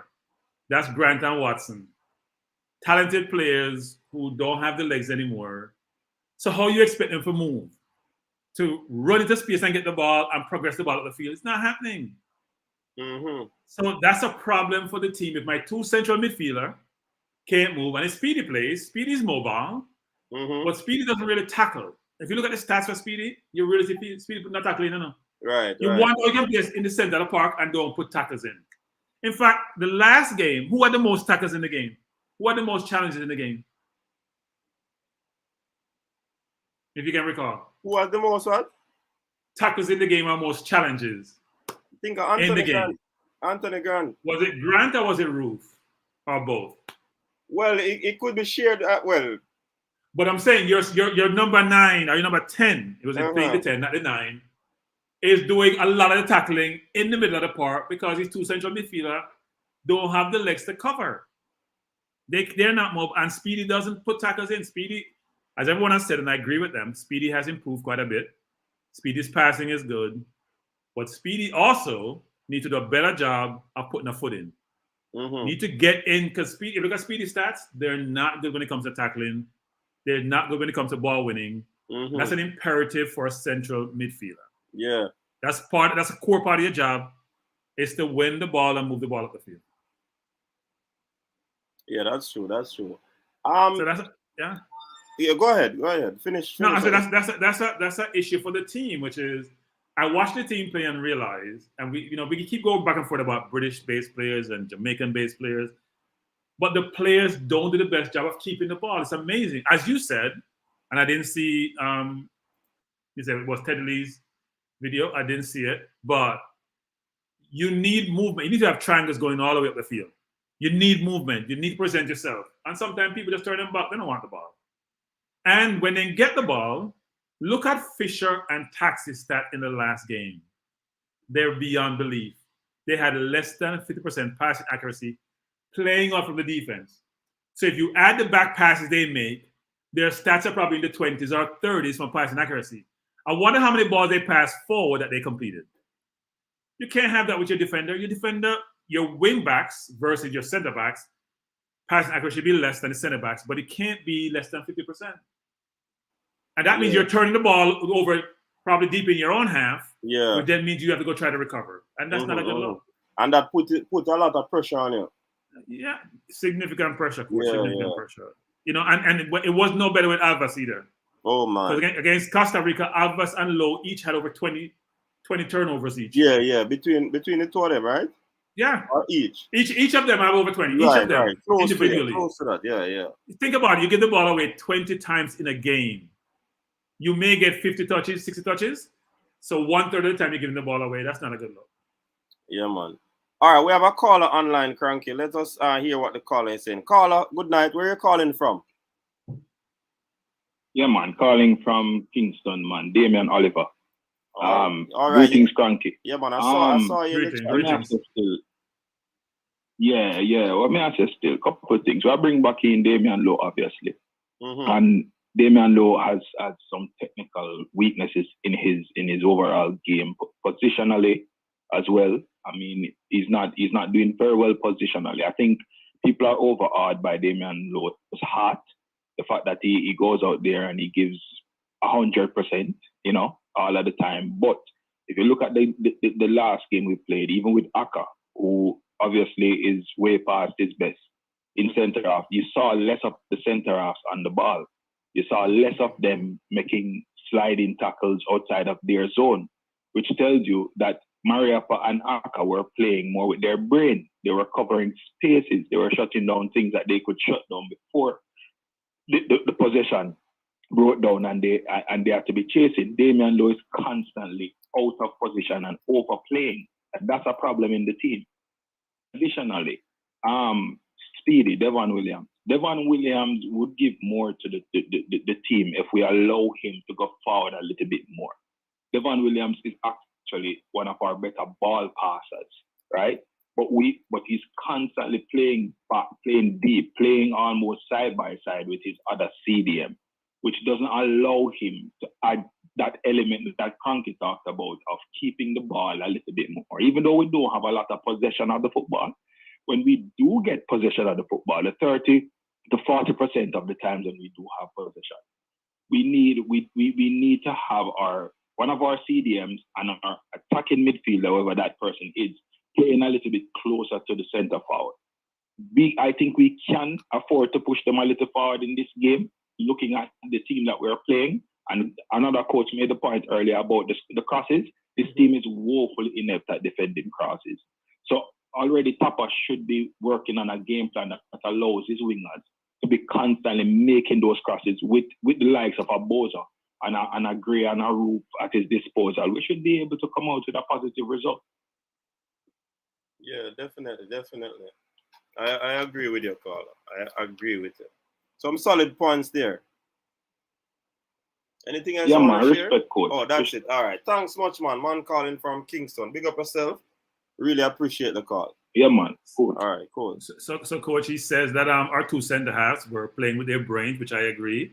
But I keep on beating them. The two of them can't run either, Between Grant Mariappa and Watson, they don't have the legs. Yeah, they don't. So they have to use more of their brain, obviously. Lowe is very aggressive because he's athletic, right?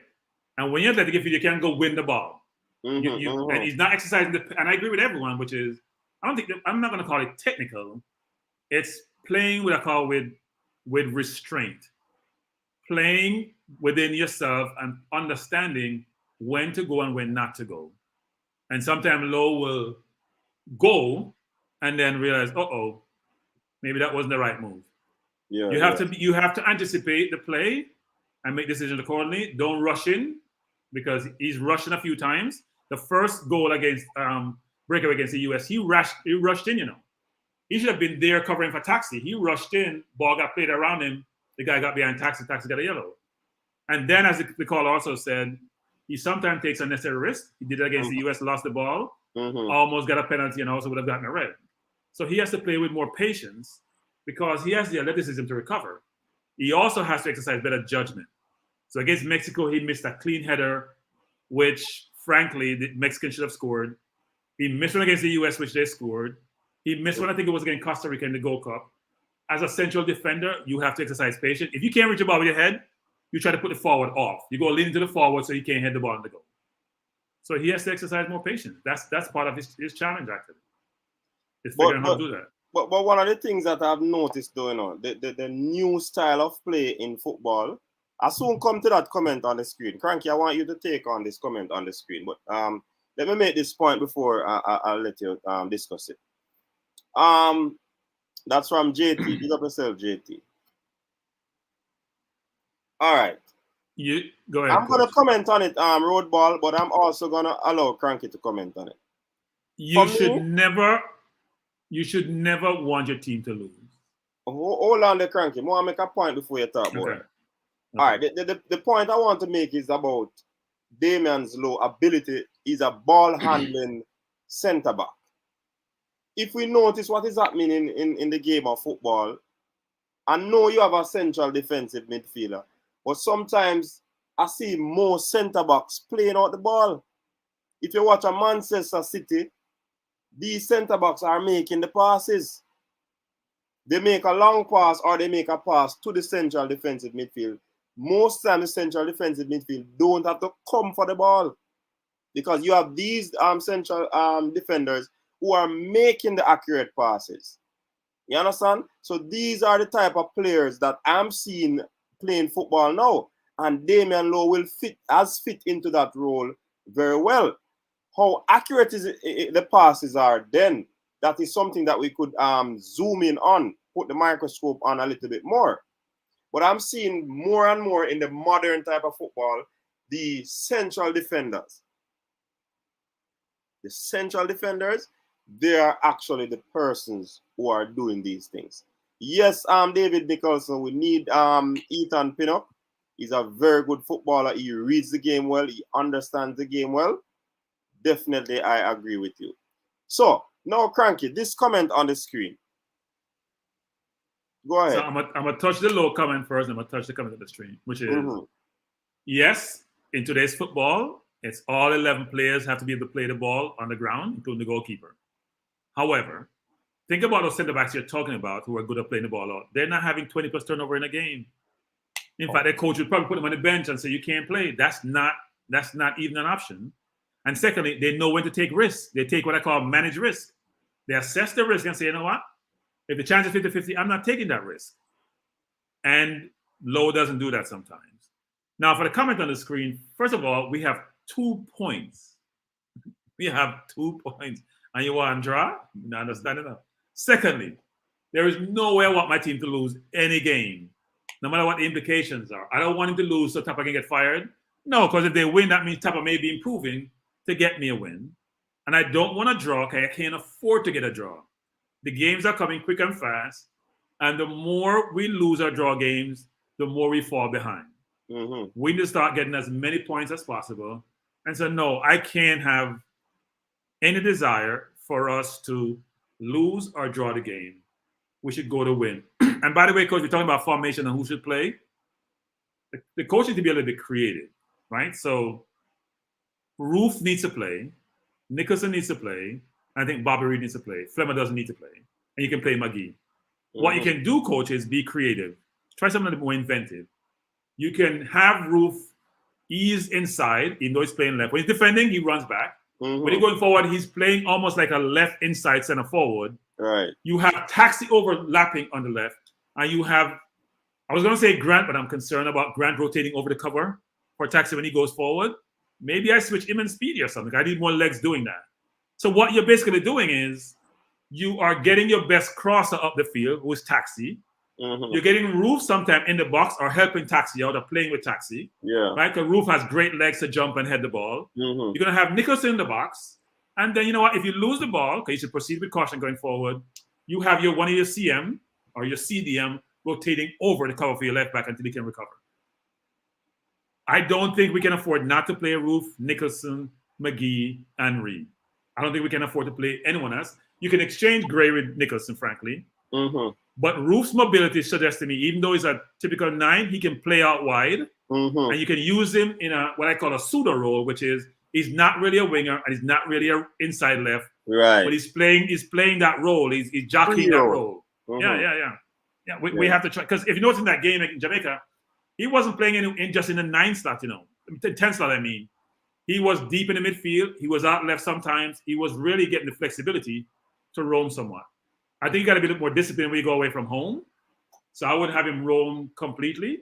I mean, he wasn't roaming like how the Canadian forward was. But he had some flexibility and ability to roam. And McGee needs to see that. And McGee needs to go get the ball like Roof was getting the ball on Sunday. So even though Roof had some turnovers, at least you see him putting a tackle in, demanding the ball, getting the ball, and trying to do something with it. Also, to coach, here's another point, coach. In this whole campaign so far, even the Gold Cup, how many times have we a defense splitting pass played in the game, in any game? I mean, that's amazing if you think about football. You're playing, how many? Gold Cup was about 4 games, 9 games. I can't remember a pass that split the right or left back and the center half that allow my left wing or right winger to get in, or my center forward to get behind the defense. Maybe it was there, but you should at least have 1 or 2 in every single game. That always happened to Avas because he doesn't anticipate well. And every team has at least 1 or 2 against us. Why can't we do the same? Yeah, and that's what I'm saying. I've always been saying, and you said it earlier, that you're not seeing from the decisions that the coach made that he's actually thinking the football. Or he probably is, but in terms of it's not, well, we are outsiders. It's probably not suiting us. But he probably knows what he knows what he's doing. He gives the instruction, and probably the players are the one not, following up on what the instruction is. Go ahead. No, I assume that why he played Watson and Grant is because either he wants to rest Speedy or he's saying, you know what, I need more Look, he complains about the defense leaking goals. So you get that shore up of the central of the midfield. Yeah. And protect your center half between Watson and Grant, even though they can't run, they can put a foot in. But so lock that down. With that cranky, there's no creativity. But that's the point. You got to sacrifice something. So what he's basically saying, look, maybe I can nick one going forward, a long ball to Nicholson, a long ball to Roof, but I can't afford to give up any goal because that's my weak spot. So I'm going to take away some of my strength. I'm going to try to mitigate that with my defense, short my defense, and hopefully I can create something over the top because I don't get anything through the lines.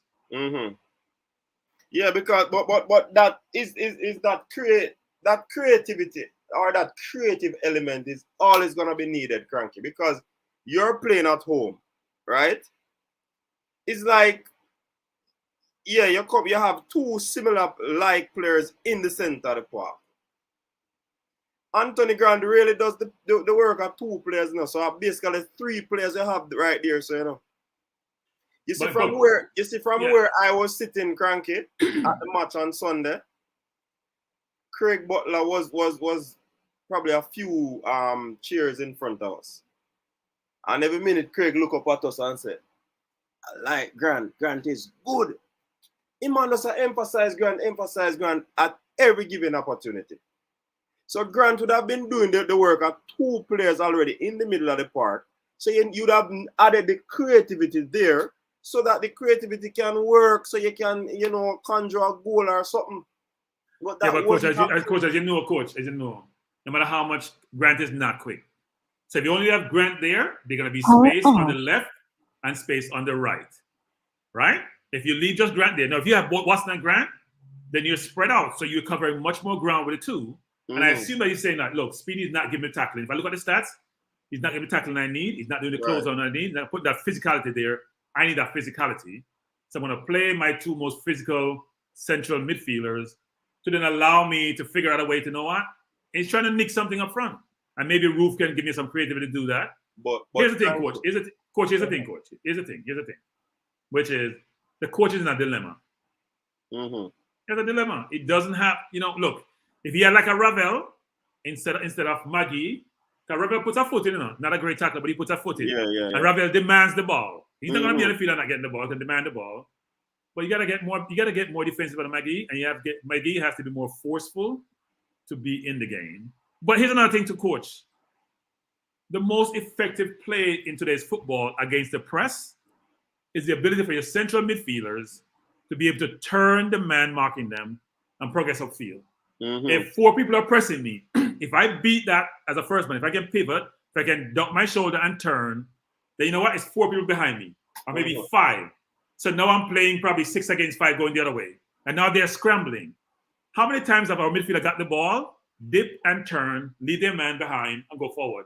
The only midfielder that's done it for us in this entire World Cup and Gold Cup campaign is Maggie twice. Did against Costa Rica twice, frankly.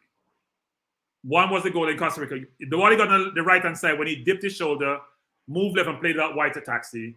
We don't have anybody can do that and create space to move forward. So you're always going backwards or going sideways. So how do I make you get scared as a defender? I'm going to press you hard because I'm not scared about you getting behind me. But here's the thing. Cranky. When Alvas came off injured, right? And Javon was slotted into the heart of the defense. Speedy came on to partner Grant. Wasn't that a significant change in how the midfield looked? Even though you're saying, both players are Grant is slow, so you would want to leave him alone there because the expansion that Aka would have added there. But Speedy still came in there and he did something that used totally opposite to what you're saying. So as somebody said in the comment section, Speedy and Grant complements each other. I can understand the point you're making or thinking like the coach. You understand? But he did the opposite when when Speedy came in. Why couldn't that be the initial state? No, Coach, I'm not opposing. What I'm saying, I'm not opposing playing Speedy with Grant. I think Grant likes to play with Speedy. The point I was making is this: that the coach complained about the lack of defense prior to the game, and the coach is thinking, you know what, I got to show my defense up as best as possible.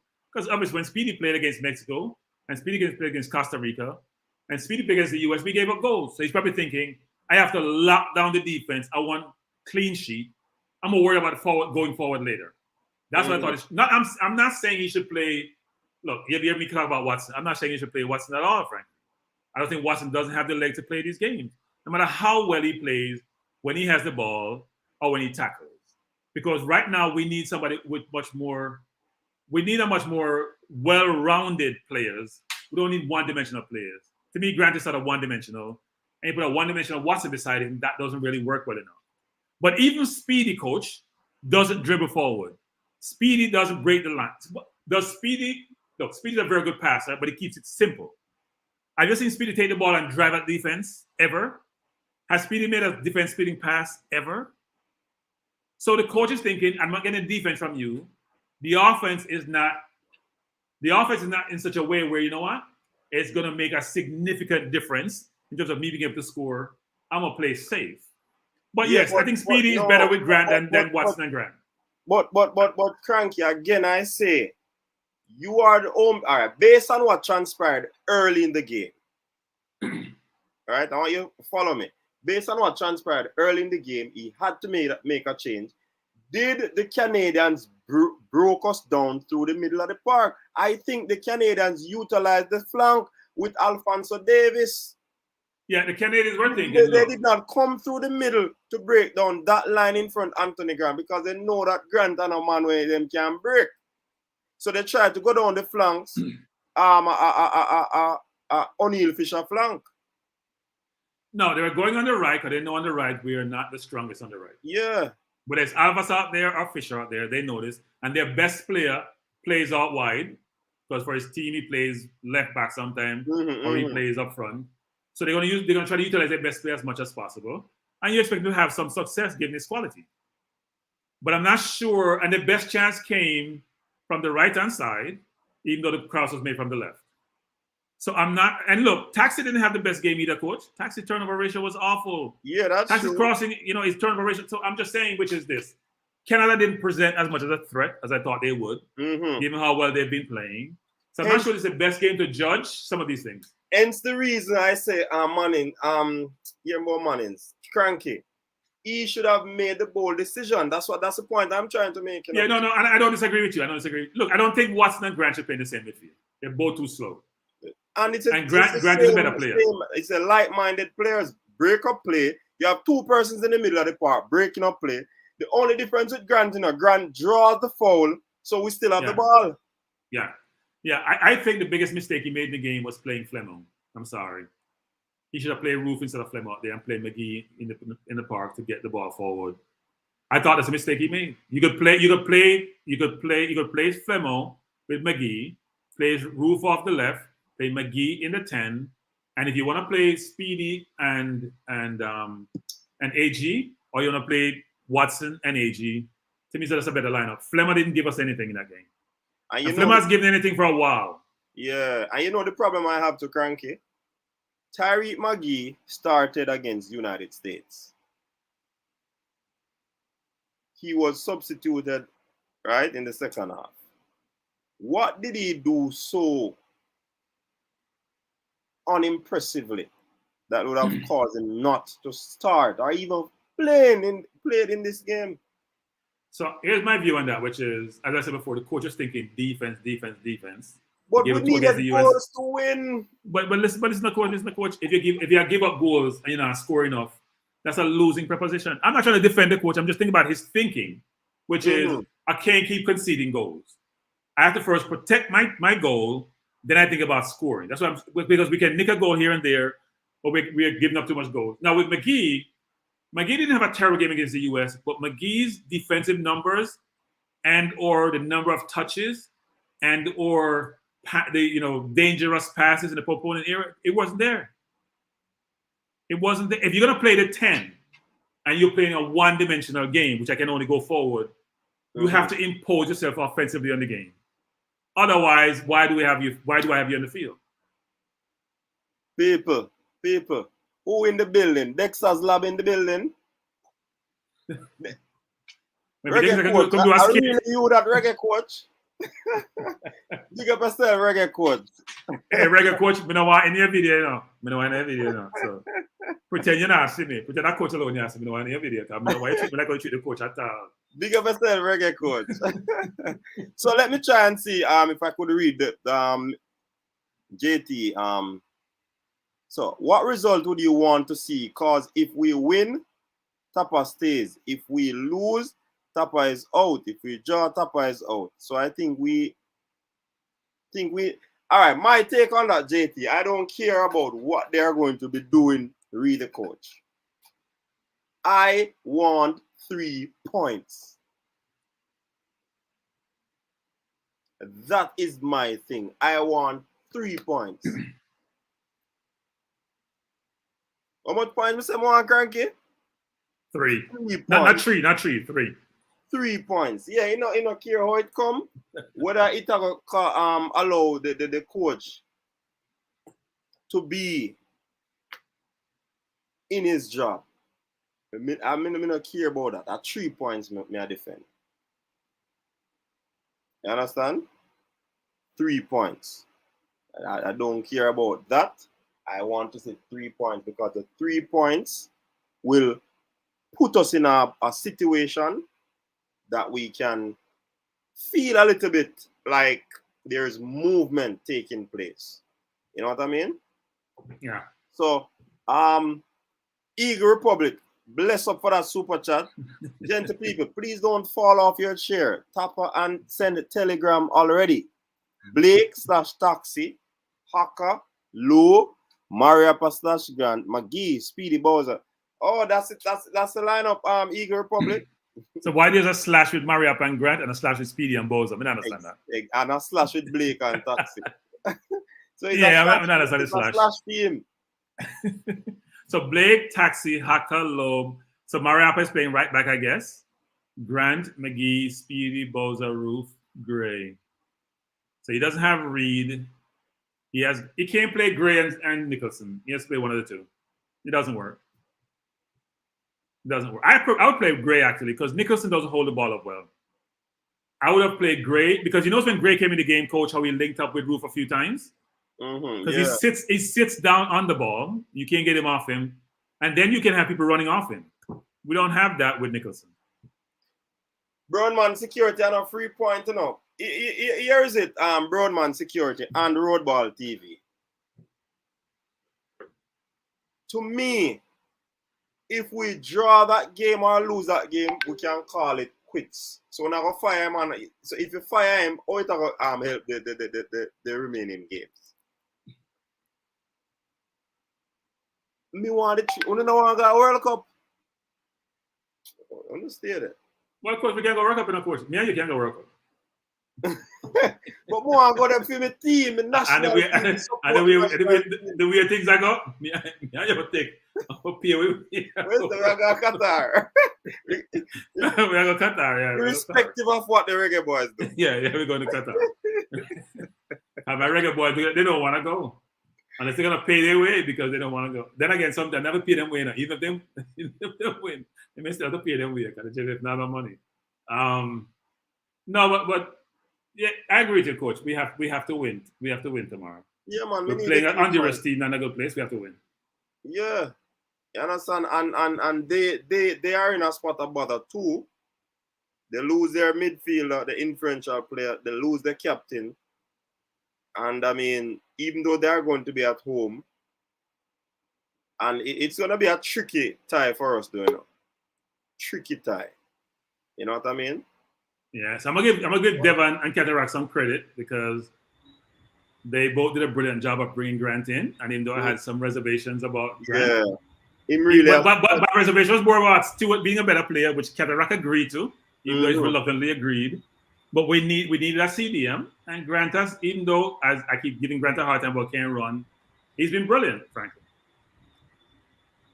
Mannings, man, I saw you today. Yeah, man. I couldn't come to your program because I was at lunch. People say my lunch days, my lunchtime long. My lunch is from 12 to 1, people. I'm allowed to take a break to text a couple of things. I don't come on programs because I don't want the people fire me. People give me a hard time about you know what smart people do? Smart people do what Cranky just did, right? So if you have a friend coming to look for your coach, Minzy, and you know that every time him see you, he will ask if it's something. He will ask if you buy you a juice. As you see him, say, hey, buy me a juice now. You make sure you say it out to him first. So everything gets changed. So what is this though? Last time Cranky was at a meeting. This time he's at lunch. So what he's trying to do? Before management asked why I was there. Hey, you know what that time? Yeah. Typical Jamaican, right? Typical Jamaican. I see you know he's a Jamaican, you know, Coach Windsy. He can't hide it. I'm not self-employed like some people. I'm in Cataract, who is an Internet W. That's the Internet W, and they're everywhere. Every time I'm get that ping, I Cataract me see. So you don't work from home, Cranky? I thought you work from home. No, I just went back to the office 2 weeks ago. So I do 3 at work. So 3 days in the office and 2 days at home. Yeah, man. But I was in the comment section listening and stuff. But good discussion. I think Cranky have a point.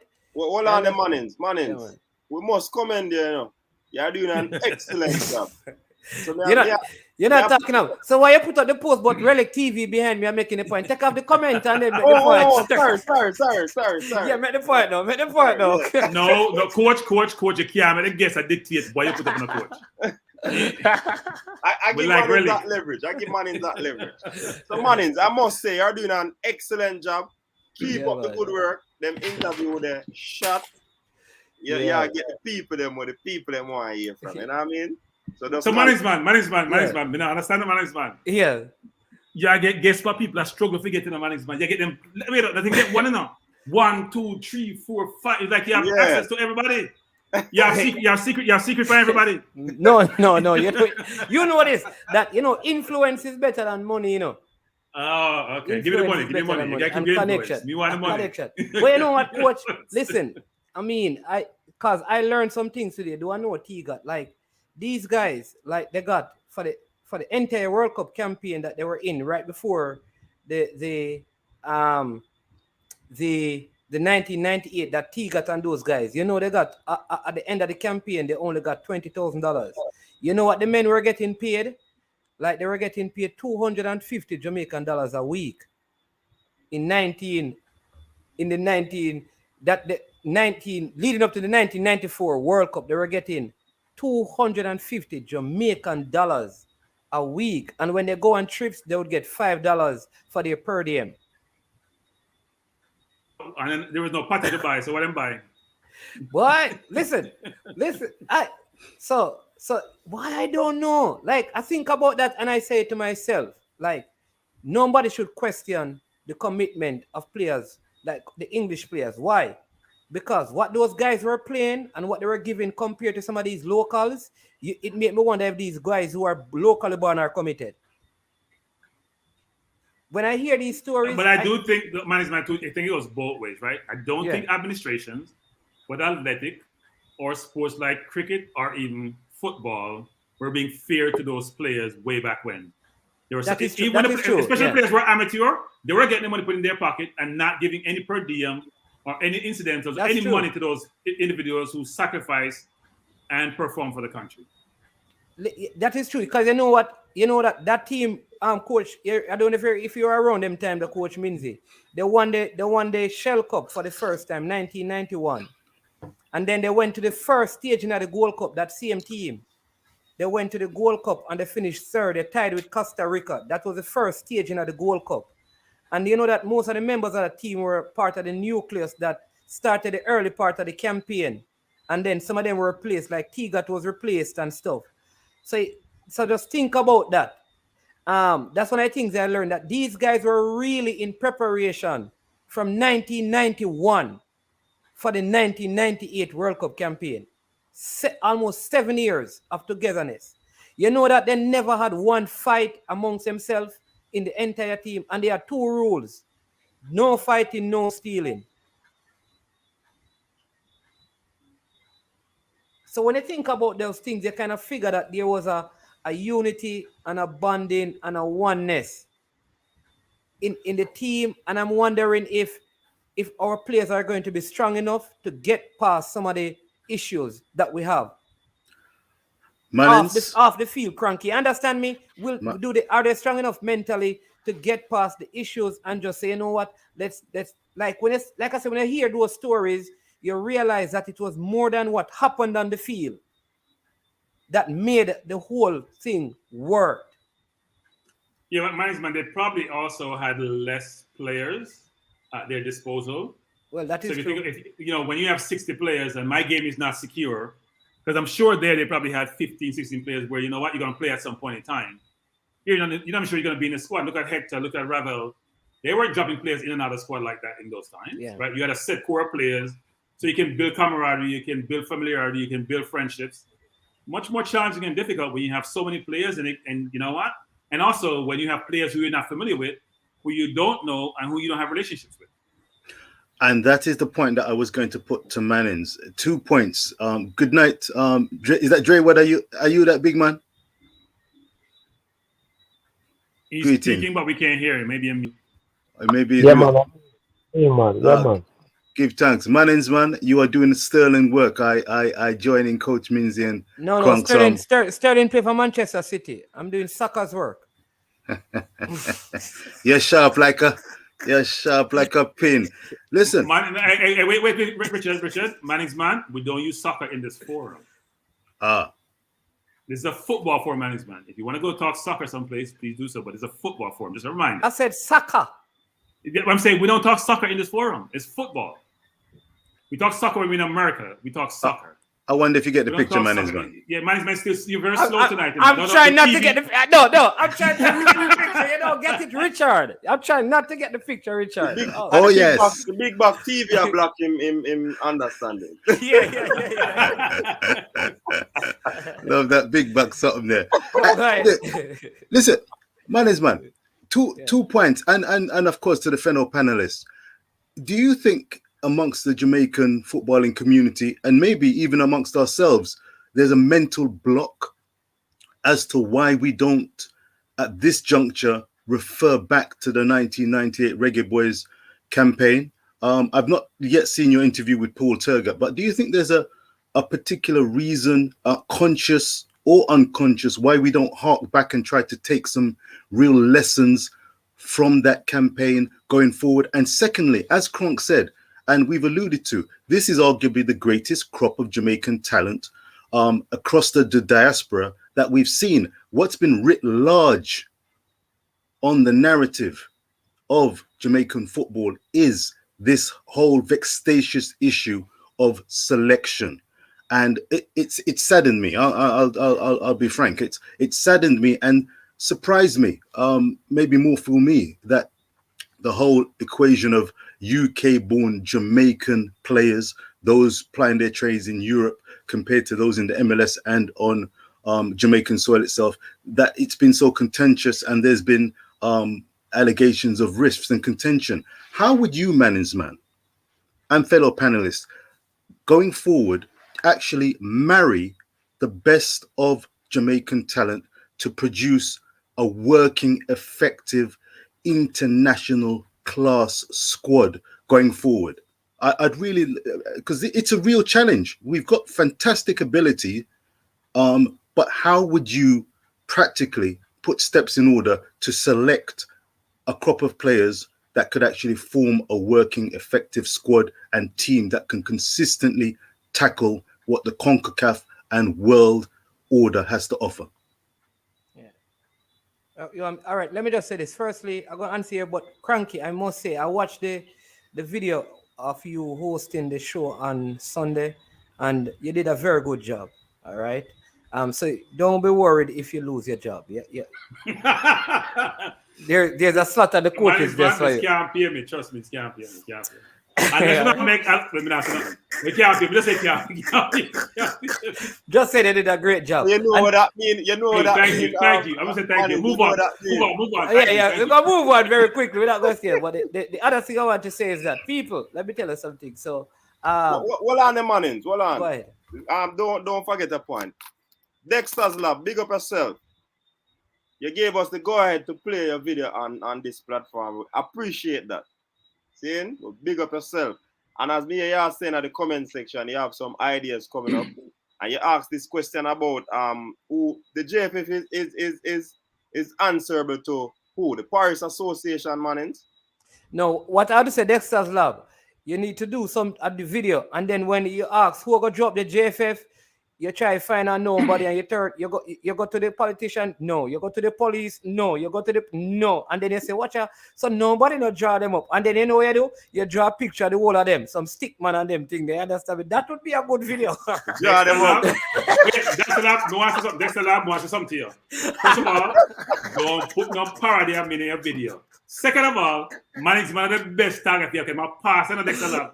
So much material you can get between Theme Forum, this forum, and the pasta material. You have material for your whole year. Yeah, man. You just draw them up from stick, man. You draw them up. And him have him whiteboard, you know. So him does. Yeah. You can have your pulpit, your whiteboard, everything at the same time. All right, go ahead, Mannings. Yeah, but also people. So I was with Coach Minzy and thing. Listen, you see, I don't know the people them know my card, but the people them stop me and say, you know about that talk, man, you're a Mannings man.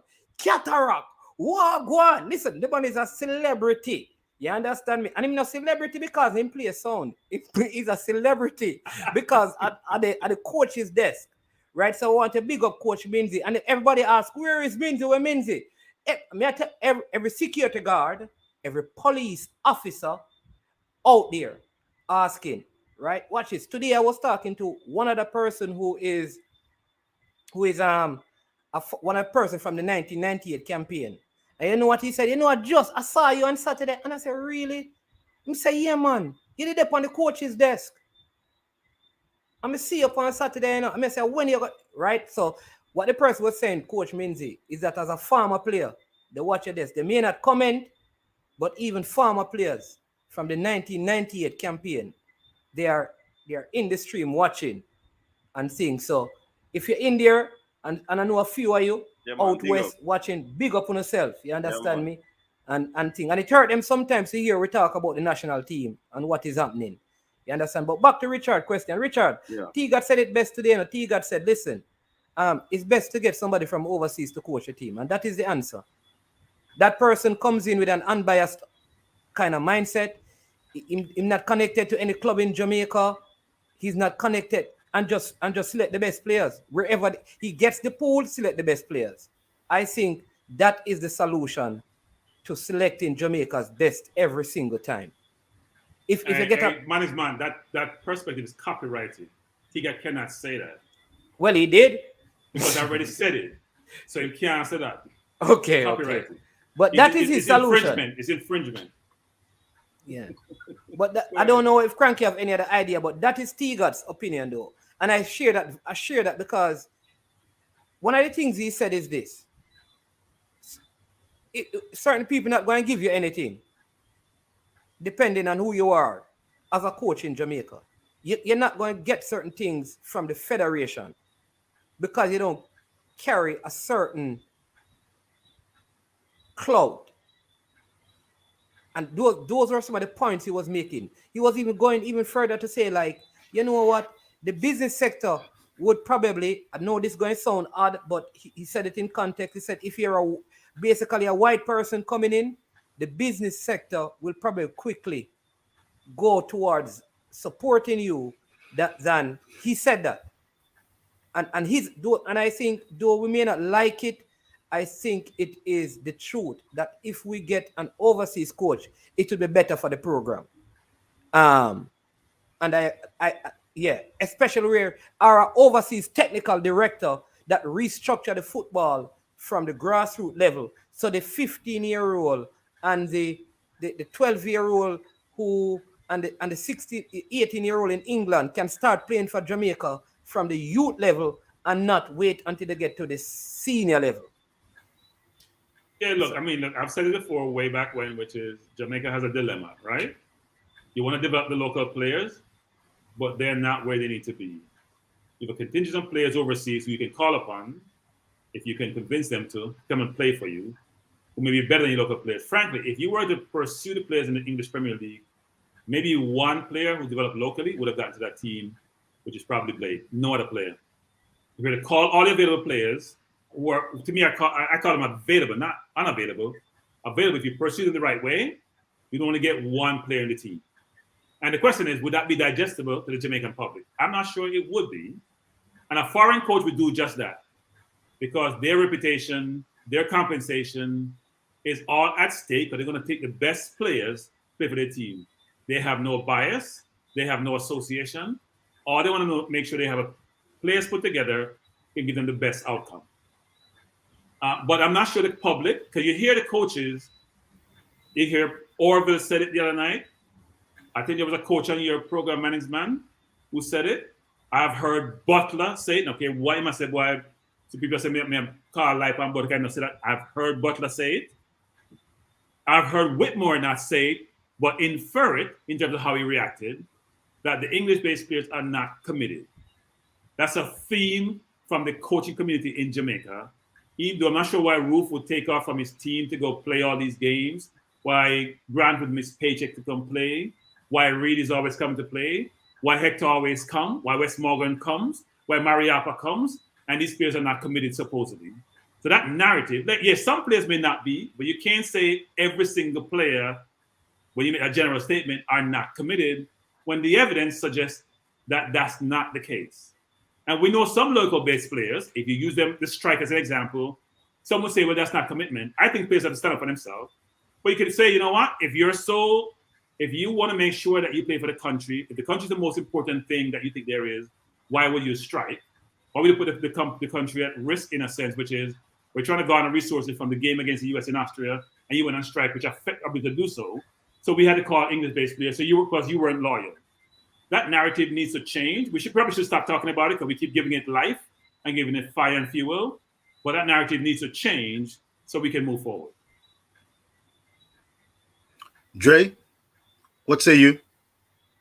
I believe as long as we leave emotions out of the selection, no friend, no bias, pick the strongest team to represent us out there on the field. The results will come and the coach can be successful, whoever the coach is.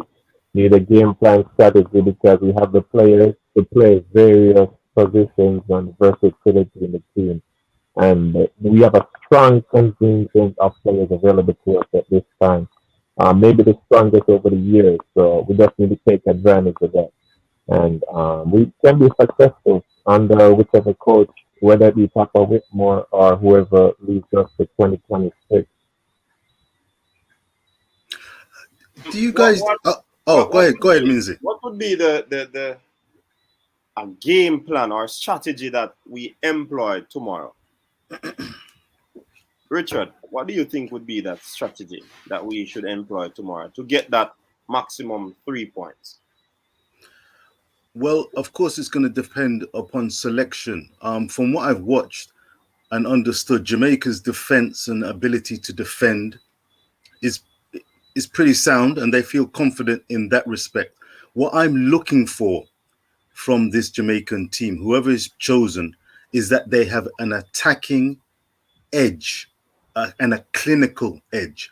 An attacking edge in that they give themselves the best opportunities to create chances by putting the ball into the area, whether through crosses in the air or along the ground, working combinations. I'm hoping that they've looked at videos. I saw the Honduras 3-0 defeat against Mexico, and the defense looked at 6s and 7s.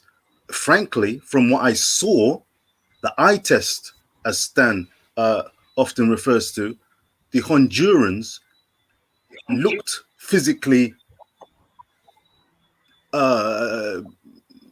strong. They looked a presence, but by way of skill and fortitude, I think Jamaica should really be looking to put their front foot forward and their best foot forward to take this game. They don't want to come off this pitch without giving themselves the maximum and best opportunities to score goals. So I'm looking for the selection on the wings and the attacking third of the pitch. Anthony Grant, fantastic. Whether it be Watson or anyone else, Devon Speedy can get in there and play his part, no doubt. But the attacking third is what I'm looking to see. I'm looking for a win. It's not the be-all and end-all, but really, frankly, even this squad, I mean, I'm being really optimistic when I say it's not the be-all and end-all. But what I don't want the players to be thinking is that they've got the weight of the world on their shoulders. I'd rather prefer and call it a kind of proverbial cup final or a 6-pointer, as we say in the Premier League or Championship in England, the 6-pointer. It's a big game, but I want to see Jamaica producing choices, and I'm gonna put 2 names that I really want to see up there: Kemar Roof, because I think that he's chomping at the bit and he's got a sniff for the goal, so he's going to be looking to find the net if selected, and Andre Gray. When I first joined this show way back during the Gold Cup, and I remember people talking about Andre Gray, and I heard Kronk and Cataract. I remember them describing Andre Gray being on the substitute bench and pacing up and down, chomping at the bit. Do you remember that, Cronky? He was on the substitute bench, chomping at the bit for a chance to get onto the pitch. And when he came on for about 10 minutes or so, he was almost a man of the match just for the 10 minutes. So we want a live wire performance. And I want to see, when I watch the watch along, God willing, I want to see a performance good and true, attacking intent, solid in defense, not falling behind to some sloppy thing. I think they need to be tuned in for the mother of all performances, and I want to see a victory by any means necessary to give themselves the confidence to go on and set this campaign alight, which it really and truly should, despite all the setbacks we've experienced. Everyone's asking, what's the strategy for the next game? Yeah. We have scored 2 goals. We have given up 8 goals. That means we're not good defending and we're not good going forward. That's what the numbers say. Well, but the good news, though, Cranky, is that Honduras has scored 2 goals and conceded 8 goals. Same thing like us. And we're both where? Right. So the point is that because we're almost at the same place, and they're having, because their coach is under pressure. Either he's going to be fired or he's going to step down. So he's under pressure like Tapa, I believe. Their captain, though he hasn't played all the games, he's out, and there are 3 other players who are out. They are an older team than Jamaica in terms of squad that you don't know who is going to start. So if I were Tapa, like I always say this about the Manchester United coach, because I see Coach Minzy on his Manchester United shirt. It looks like he wakes up in the morning and say, and then he picks a starting 11 and he will throw Marshall out there because while he was dreaming, he saw like an M pass through his mind, something like that. I hope that Whitmore don't take that approach where he has a good plan and then wakes up in the morning and go, and just try to experiment. All right? Play your regular formation that you normally play, and here's what you do. Instead of sitting back, try and get an early goal. All right? For too long, we have not played from being in front. We need to start the game trying to score. It's better to concede. It's better to concede early and try and get back but try and score early. I think we need to make up our mind that for the first 20 minutes, we're going to try to score a goal. So however you set up the team, try to get the team to score early. I want to see us play from that position because it opens up, I think, a team at home like Honduras to press for more goals or press for a goal, which now will be able to use our pace going forward. And so I think... What pace?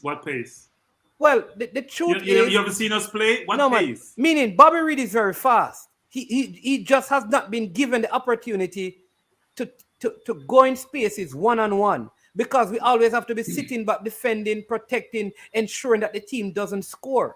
We are not at that place. If the rumors are true, here's the thing. If you draw, you lose your job. If you lose, you lose your job. So if I'm going down with a bang. Right? In other words, you all are here to fire me. Here's what I'm going to do. Attack. Because if I lose, it doesn't matter. If I win, it may change things. So that's what I would do if I were Tapa. So my name's man. No matter what Tapa does, is challenge, right? So if he goes bang out and they score early and we succumb and acquiesce, everyone's going to say that was stupid. You're playing away from home. You first got to defend your goal, then try to nick a goal. You're playing away from home. If he doesn't go gung-ho and he loses, he's going to say, you know what, see there? Don't know what he's doing because he should have gone gung-ho and he's playing too defensive. He can't win. There is no win-win here. There's only one outcome. He has to win and he has to figure out what makes him comfortable and employ that strategy because he is not going to win in the public eye. He's not. If you go away from home and you attack, a lot of people are suicide, no matter what your situation is. So in Jamaica, for example, people say he was defensive, but even though he played 2 central midfielders who are mainly CDMs, he was pressing up high like crazy initially and disrupted Canada. He was pressing. He wanted to turn the ball over and try to create a goal. So even though what he was trying to do is say, you know what, I'm going to press my 4 athletic players up front, try to win the ball, and if I don't get it and they beat the press, I have 6 defenders and my 2 very good CDM to break the play up or foul and start the play over. Yeah, but Cranky, I don't like, even though we're pressing in the Canadian game, we weren't pressing and creating opportunities. So I think our pressing was a defensive ploy to not give them time on the ball. It wasn't like, okay, we're going to press them so we can win the ball and try and score a goal. it's almost his problem was this: if you're pressing, you can't just press with 4 players. Your central midfielders have to be mobile. Exactly. To cut up, but he doesn't have that luxury. So if he plays speedy, don't think speedy. Whatever he does, I'm trying to get people this, which is he has a dilemma. No matter what he does, he has a dilemma. If he press 6 people up front and his 2 central midfielders can't press, that's a problem. If he plays speedy, doesn't tackle enough. Every part you look, there's a challenge there. So the question is, what's the lesser of all the evils? All right. So I hear in a cranky, but if I'm under pressure, and I think Whitmore has been under pressure since the Panama game. All right. I think realistically, most of us probably would have thought like USA would have defeated us. So we kind of ease off the pressure because we got a point in Costa Rica, but we wanted the win. So now you come to the Canada game. All right. Fine. I felt like though we were pressing, like you said, you're absolutely right. 4-person pressing up top. Part of playing high press is to score. But I don't think we were high pressing to score in a cranky. That's what I'm saying. I think we were high pressing because Whitmore is saying that the best way to stop Canada from scoring is to high press them and break up the players early. I want him to say the best way for Jamaica to score is to high press Canada. Stop worrying about your opponent scoring and set up your team to score. That's all I'm asking him to do. At least go down with this. Stop worrying about the team scoring because no matter all the worrying, you haven't stopped them from scoring. Why not make your worry trying to score a goal? So here's the thing, man. So people might think I'm thinking a bit more, but I'm not. I'm just trying to be logical here, which is this. So I just played my last game, and I didn't score, but I didn't get a goal score against me. So then you're saying I should throw that away and go attack. Where's the balance? I don't. You have to be very cautious. Where's the balance? You gotta have balance. Because if he loses, we're gonna kill him in this forum and at your forum, every forum. Especially if he gave up multiple goals. He has to have balance. He has to use this. There's no need. There's no need for kamikaze. There's no need for kamikaze approach. No, not at all. Right. But so what is your sorry, Richard? What is your game plan, Cranky? Because you're just throwing my game plan out the window. So what is your game plan, Cranky? People, Cranky's throw my game plan out the window. So let's hear Cranky's grand game plan. Over to you, Cranky. but I'll give my team. It's Mariapa. No, we want to know the plan. But I'm going to give him Hold on. But they never asked me for the team. Coach me, never asked me for the team. Wait, no, my team informs my plan. Okay. My team informs my plan, so I have to give my team. No, Coach means you never tell me. Let team. So here's the plan. Here's a plan. I will do it. Wait. So here's a plan. I will do what I do against Canada initially. I want to make Honduras comfortable in their own home. And if they have any little fans in the stand, I want the fans to be worried. So I would press high initially, because we don't have the legs to press all game. I'd press high initially, and I'll play speedy into that ground and say, look, you can't tackle anybody. We'll just go beside somebody so they can't reach the ball. Because you have some legs. So then what I have to do, they have to play over the top. And I have low in the defense, no can run, because neither Watson or Alvas or Mariapa can run. Right? So I press you high to make you uncomfortable. But I'm going to start dropping back more slowly to get more comfortable, because I can't keep the press you high all the time. If you break it one or two times, you may score. If I press it like I do in the first 20 minutes, I give my team a lot of energy. We may win the ball upfield. I just say they have lost some confidence, given how they're playing. So I want to get that confidence out of their head real early. They're putting them under pressure. But I'm not pressing for the whole game, because first of all, I don't have the legs to do so. And second of all, I'm not comfortable with my defense being able to make smart decisions about how we play offside trap or drop deep when they're playing. But I don't think you should. When you say gung ho, you're talking about playing like 10 deep offensive players, and that's not the strategy. No, I'm saying that. No. But go ahead, Richard. No, I think that a compromise can definitely be found, and I'd err towards the side of what Cranky's alluding to. Again, I'd say creating chances. I mean, remember they hit the post. Kamal had a shot just over the bar. I think against Honduras, if they've got the mindset that they've got to produce a cup final type performance that gives them credibility and gives them that confidence that they say, we are looking to get to Qatar. We want to earn and make our mark in this octagonal tournament. I think they want to go out there and meet the challenge of Honduras with an effective defensive display as a team, but also they need to cut those teeth and sharpen the attacking third of their game and have the strikers and attacking midfielders primed and ready to find the back of the net to test the opposition's defense and the goalkeeper, to beat the goalkeeper. The hardest thing in football is arguably to score a goal. Jamaica have not been an abundance of goal scorers, but I think that they have the ability, and they've got, I mean, that's the joy of the game, to find the back of the net and to score and to celebrate. And let's be frank, well, speaking from what I've seen of Honduras, are they in any way, shape or form a world-class team? Do they have any world-class operators? Do they have top Concacaf players? As I said, that 3-0 beating at the hands of Mexico they were at 6s and 7s in that penalty area. I would be chomping at the bit if I saw that footage. And I'd be looking to, as I said, be on the front foot when you get the opportunities, not just the one or two. I think if they play smart, and I'm looking to see a quality Jamaican performance. Let's see if they are as good as we think they are and as they think they are. So I'm not going to be having any excuse. Can you just tell me something about the hotbed of Honduras? Because I've not seen many games played over there. Just how difficult is it? Does history come into play, or should we actually look at the current situation of the Honduras team, which is under pressure, and this Jamaican team is ready to deliver? That's what I think. Chances, and 1 or 2 goals will do it. 1 or 2 goals will do it. It doesn't have to be a bonsai 3-4 goal affair. 1 or 2 goals can do it, and I don't think that they've got enough about them to put 1, let alone 2, past us. And if they do, well, there will really have to be questions and a real reality check if that's the situation. Let's make no bones about it.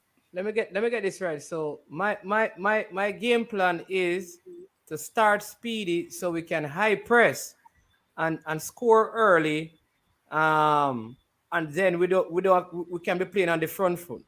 Cranky and Richard's plan is don't play high press and start haka, right? Man is man. I'm asking. Don't put words in the mouth.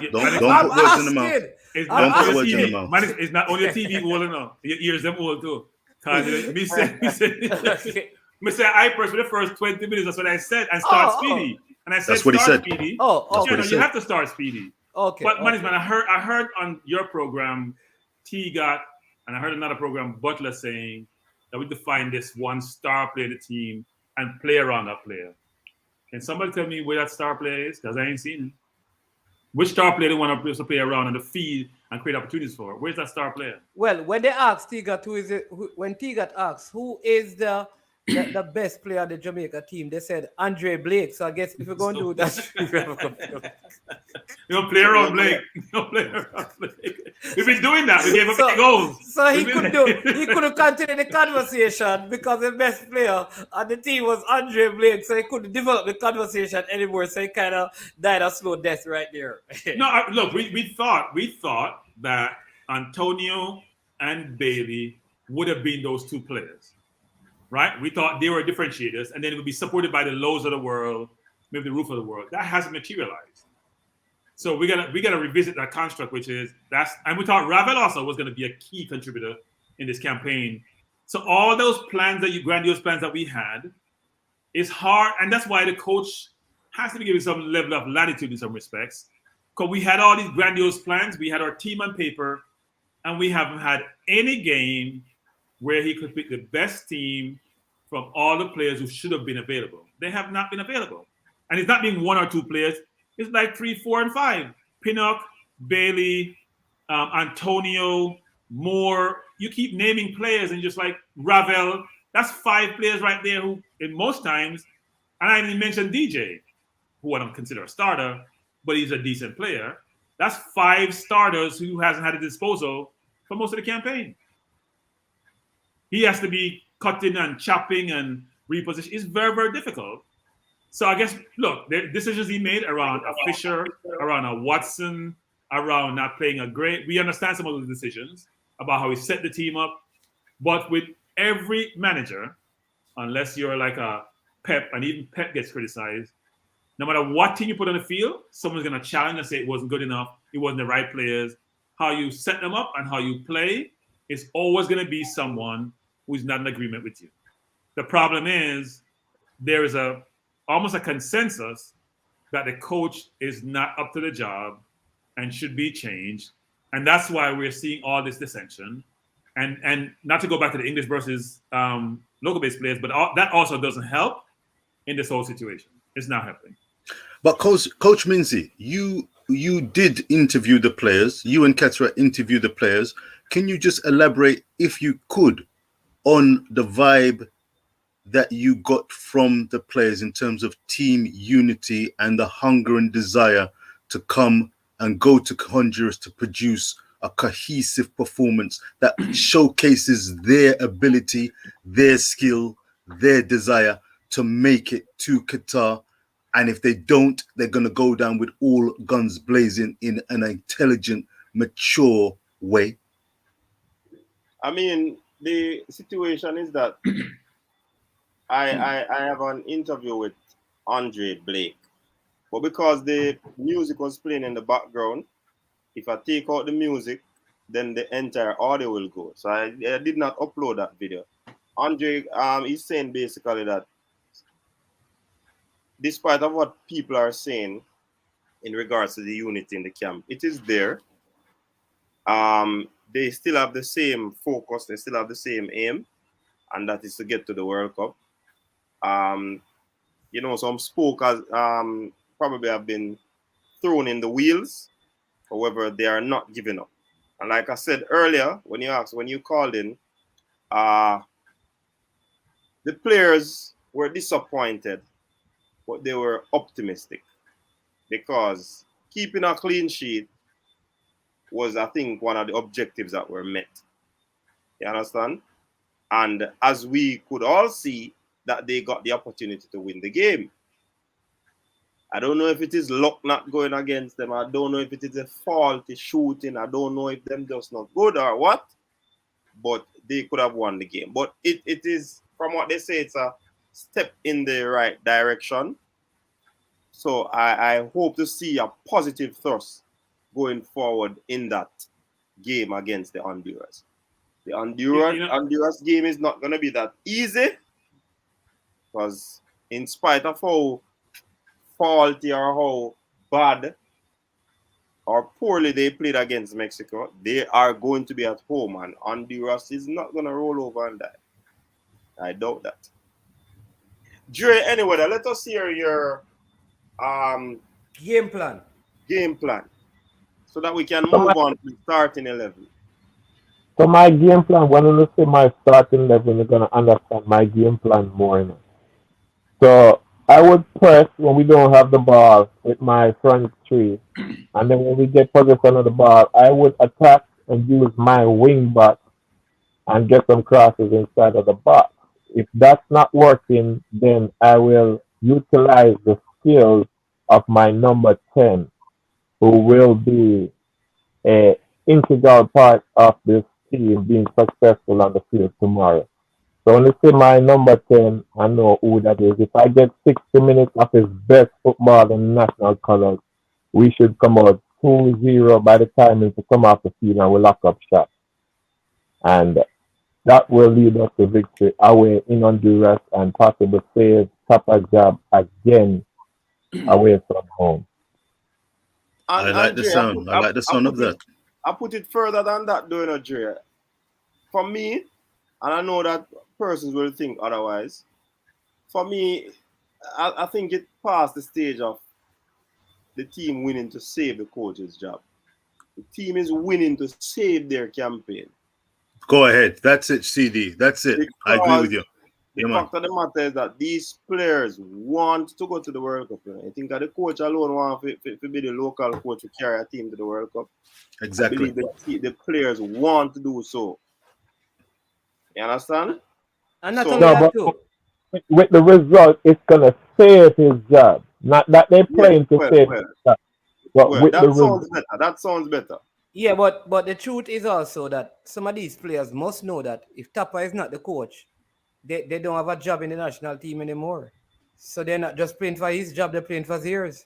And that's why I alluded to that point, to Manets. All right, so Dre, since you are the last one on the floor, your team. I want people, we're gonna be voting for these teams, you know. So Dre, formation 3-4-3.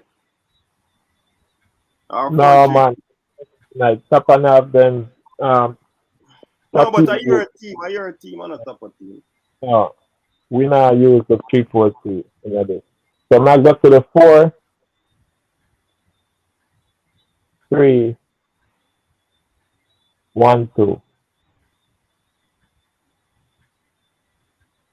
4-3-1-2. So I think this should be it. This, right? Yeah, it's that. Goalkeeper, Andre. Yeah.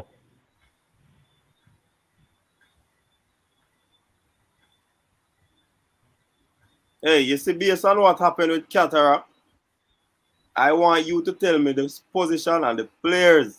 Me now put it on the man. You know? So, Jay, I'm waiting on you. All right. So, on the left practice.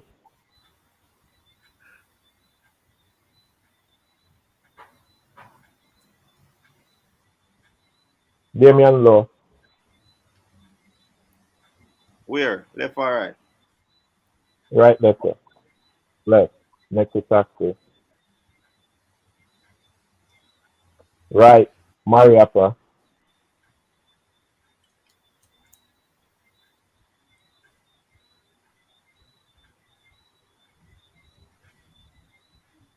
Bobby Reed on the right back. Bobby Reed? Yeah. Uh-huh. Flip the formation, coach. We're supposed to have 2 center midfielder, not 1, right? Let's say. So what's that? The 4-3-3? That one here?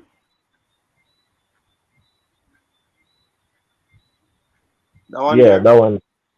Yeah, that one there. But the one that the middle of the practice is supposed to be further up. Yeah, man, but it now put it up because. All right then. All right, see it there. All right, then the middle. Yeah, right. Yeah, there. see there? Mm-hmm. Yeah, hit that.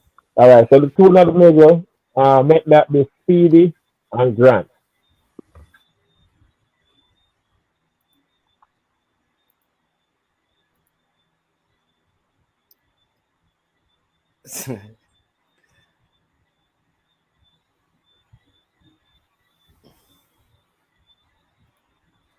And then that's the man start type already. The magician right there. Huh? Magician right there. Sir.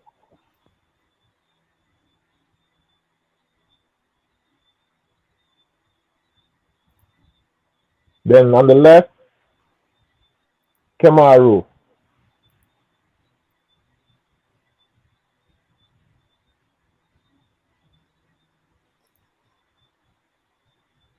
Balls right in the middle.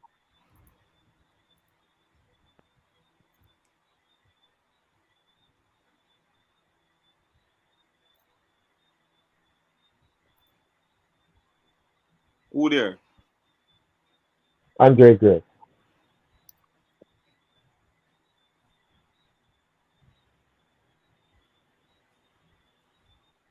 And what's the game plan now? Can you say I can put that in? Press with the front 3, win the ball, attack down the wing, Bobby Reed, Kemar, good crossers off the ball. Also can attack through the middle with Grant and Speedy playing close to each other, winning possession, finding McGee with the front three right there. They find space. McGee will find them. Kemar hold up, lay off the roof,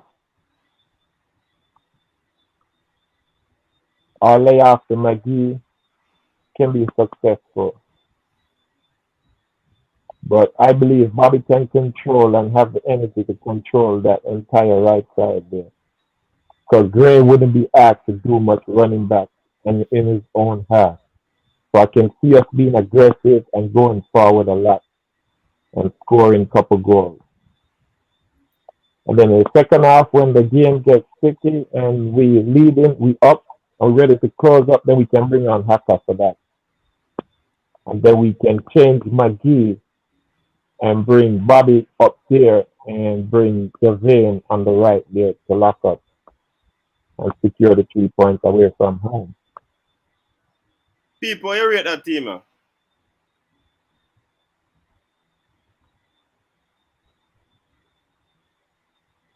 Oh, you rate this team, people? All right, Pagan say 8 for that team here. Panelists, on say. I would give this team a 6.5. And the rationale is this. First of all, if you want to press, Nicholson and Gray are not quick enough, don't cover enough ground to have the effective press you're looking for. And McGee is useless defensively, frankly. So to press with those 4 is very, very difficult. I would also say that Bobby Reed as a right back, an interesting concept. He is good defensively. But is he really a right back, frankly, in terms of what you're trying to achieve? And then I probably switch Lowe and Mariappa. I don't think I've seen them play any different from what they normally play, which is Mariappa used to playing with Taxi and also Lowe playing with whoever the right back is, normally it was Alphas. But I like a lot of the players here, apart from maybe I'd probably change a couple around. But I think the question is, you're going to attack pressing, then how are you defending? You're just defending a normal defense? You're defending as you're situated, or are you going to change how you're defending, for example? Yeah. That will never happen. People, let me give you my team. No, hold on. Let me finish. Somebody else run for jump for team. Oh, you rate the team, man. We take coin. The team underrated, man. That's me rate it underrated. Hey, look here. Hold on. Pagan say 8. 4, -4, 7, 10, 7, 2, 9.5, 8, 10, 0, 1, 5, 4-ish, 4, 6, 6, 6, 8, 3 out of 10, 10. This team look like a 6 team on average. Yeah. The numbers are all over the place there. Because some I give 10 and some I give 3. So Because great it might go to a 6. Yeah. So, Coach, I think we got to do it in sequencing. So, who's next? That has to be Richard next. If you go from bottom to top. Back up. Yeah. So, management, exercise some patience. Yeah, man. So that team. No, because people, why I wanted to go in is because I know why. I finally found out why Javian Brown has not been playing. So I wanted to talk about that. But go ahead. But okay. I'll wait. The suspense. Yeah, man. My team, so I'm gonna mess up my team. They leave the word in a suspense. All right, before I forget, I wasn't anticipating that I'd be involved in this big game of tiddlywinks. But come true, we're gonna do it like this. Are you ready, Coach Minzy? Yeah, man. Are you? Man, wait, man. You want the same formation, huh? Hold it like that. As I said, I wasn't anticipating, but it's more the personnel. But all right. I would, if you could go to the right back and replace Mr. Reed. In fact, I'd like to put Mr. Bobby Reed in place of Andre Gray on the right, and I'd like to put Javane Brown on the right wing, on at right back. Javane Brown at right back and Bobby Reed at the top. Now, Boza, Tyreek McGee. This is his chance to pull some strings. Boza off, Andre Gray in.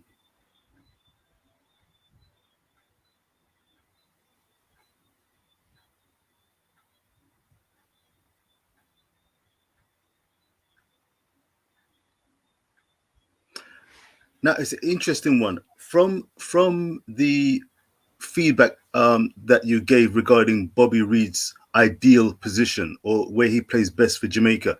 Is it fair to say that it's on the right of attack as opposed to the left? He's on the right. Okay. And Kamal Roof, has he been deployed in a position on the left of attack where he can actually come in from the left and maybe alternate or come in? Can he operate on that in that position there? I can't give you that because then you're gonna be able to use it in terms of informing your team. That's I can't give you that information. You have to figure that out. That's what you figure out. It's they're here to criticize your team, man, not to tell them what to do. It's this kind of divisive language and divisive mindset that has been killing Jamaican football. We're not helping you. Sorry, can't help you. You're on your own, Richard. This is your team. I want to invert your team anyway and give you inside information. A unity of strength, me draft and tell me say I'm on my own. Got wrong about your business and we cuss you when you're finished. You're not easy. Look here. Yeah, that may say, all right, we're gonna Mr. Lowe, Mr. Mariappa on the left of the defense, and Mr. Lowe, swap them around, the centre back pairing. Okay. Is usually Lowe operates on that right side, isn't it? Yeah.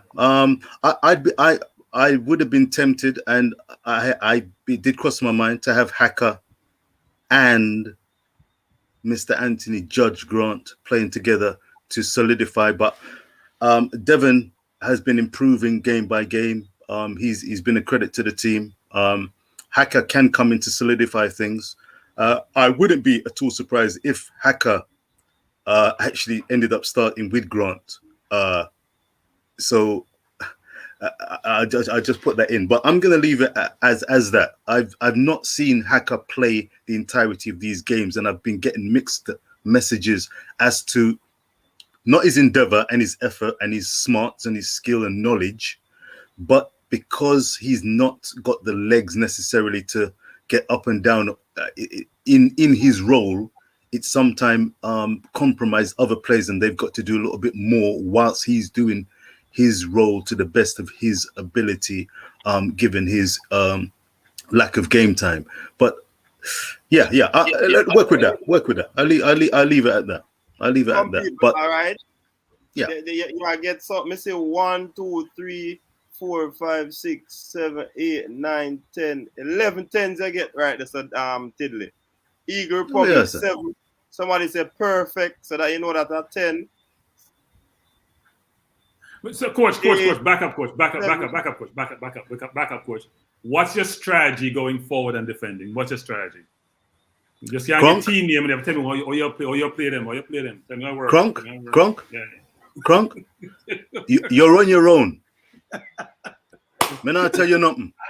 Hey, them man have the structure. You have to. You have to. I'm not giving anything away to the Hondurans. No. You have to. The Hondurans are listening, and I think that you've been stoked. You're jumping in your seat. You've heard that the tens have been flying, not the bottles, and you're nervous.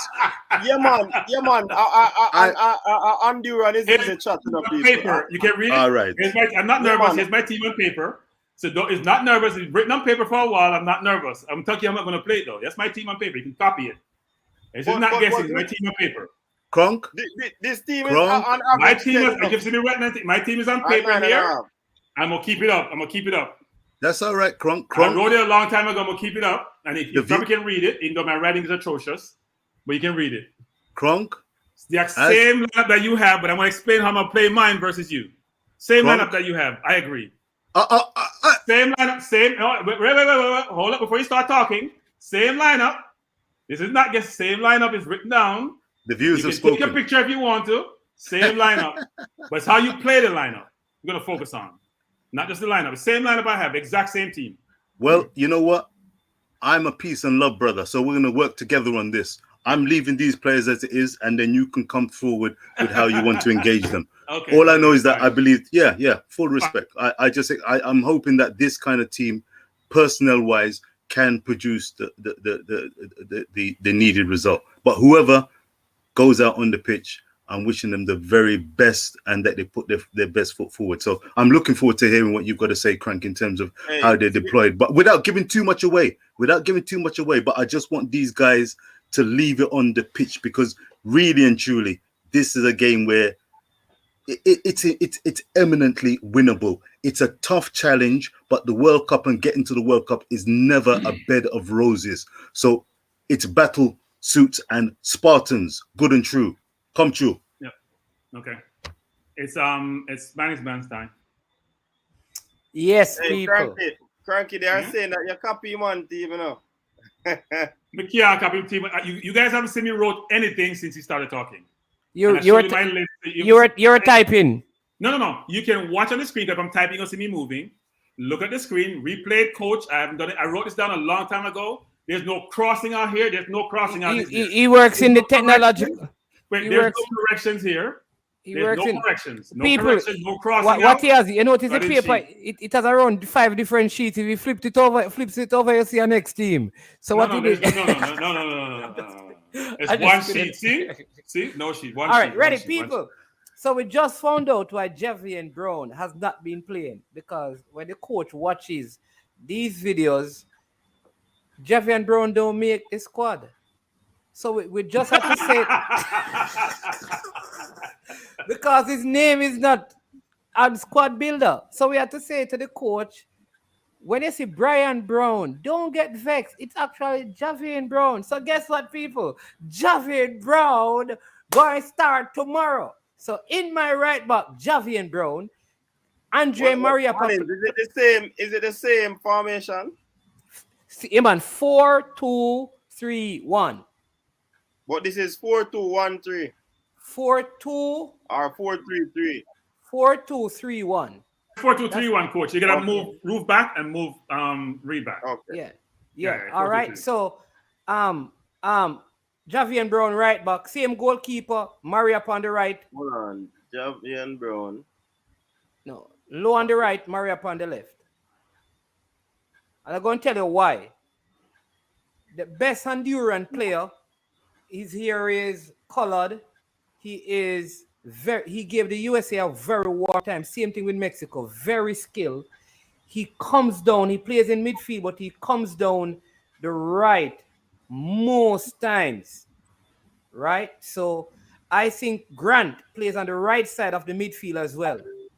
And we're keeping Bobby Reed on that side because he does a very good job of tracking back. So this team stays, except Bobby Reed stays on that side. Bowser is going to start in my team. Gray is going to start as well. So I'm starting Bowser on the right, on the left, and and put Gray up front. Bowser on the left in place of Roof. Hey, may I tell you the truth now? That team and I get no high score now. That's all right. Hey, easy. That's all right. I am going 4 again, people. I'm going 4-2-3-1. All right. So you move Bobby Reed, right? So goalkeeper, Speedy, Bam, yeah. All right. No, man. Gray comes on the left and Bowser plays up front. That is the error, man. Easy, no, man. And that's why I may not say that. I may not say. Sorry. That's what you said, you know, Mannings. Sorry. Bowser is the point, man. No problem. Forgiveness is a beautiful thing. You forgive him, brother. And then McGee plays in that position. So Roof gets a rest because he has played 2 games. There is no lows here. All right. Here's the reason again for this team. I think it is very important that we score early. So we are going to press. And here's what. When we're pressing, we're going to try to put them, because you can't defend the whole field.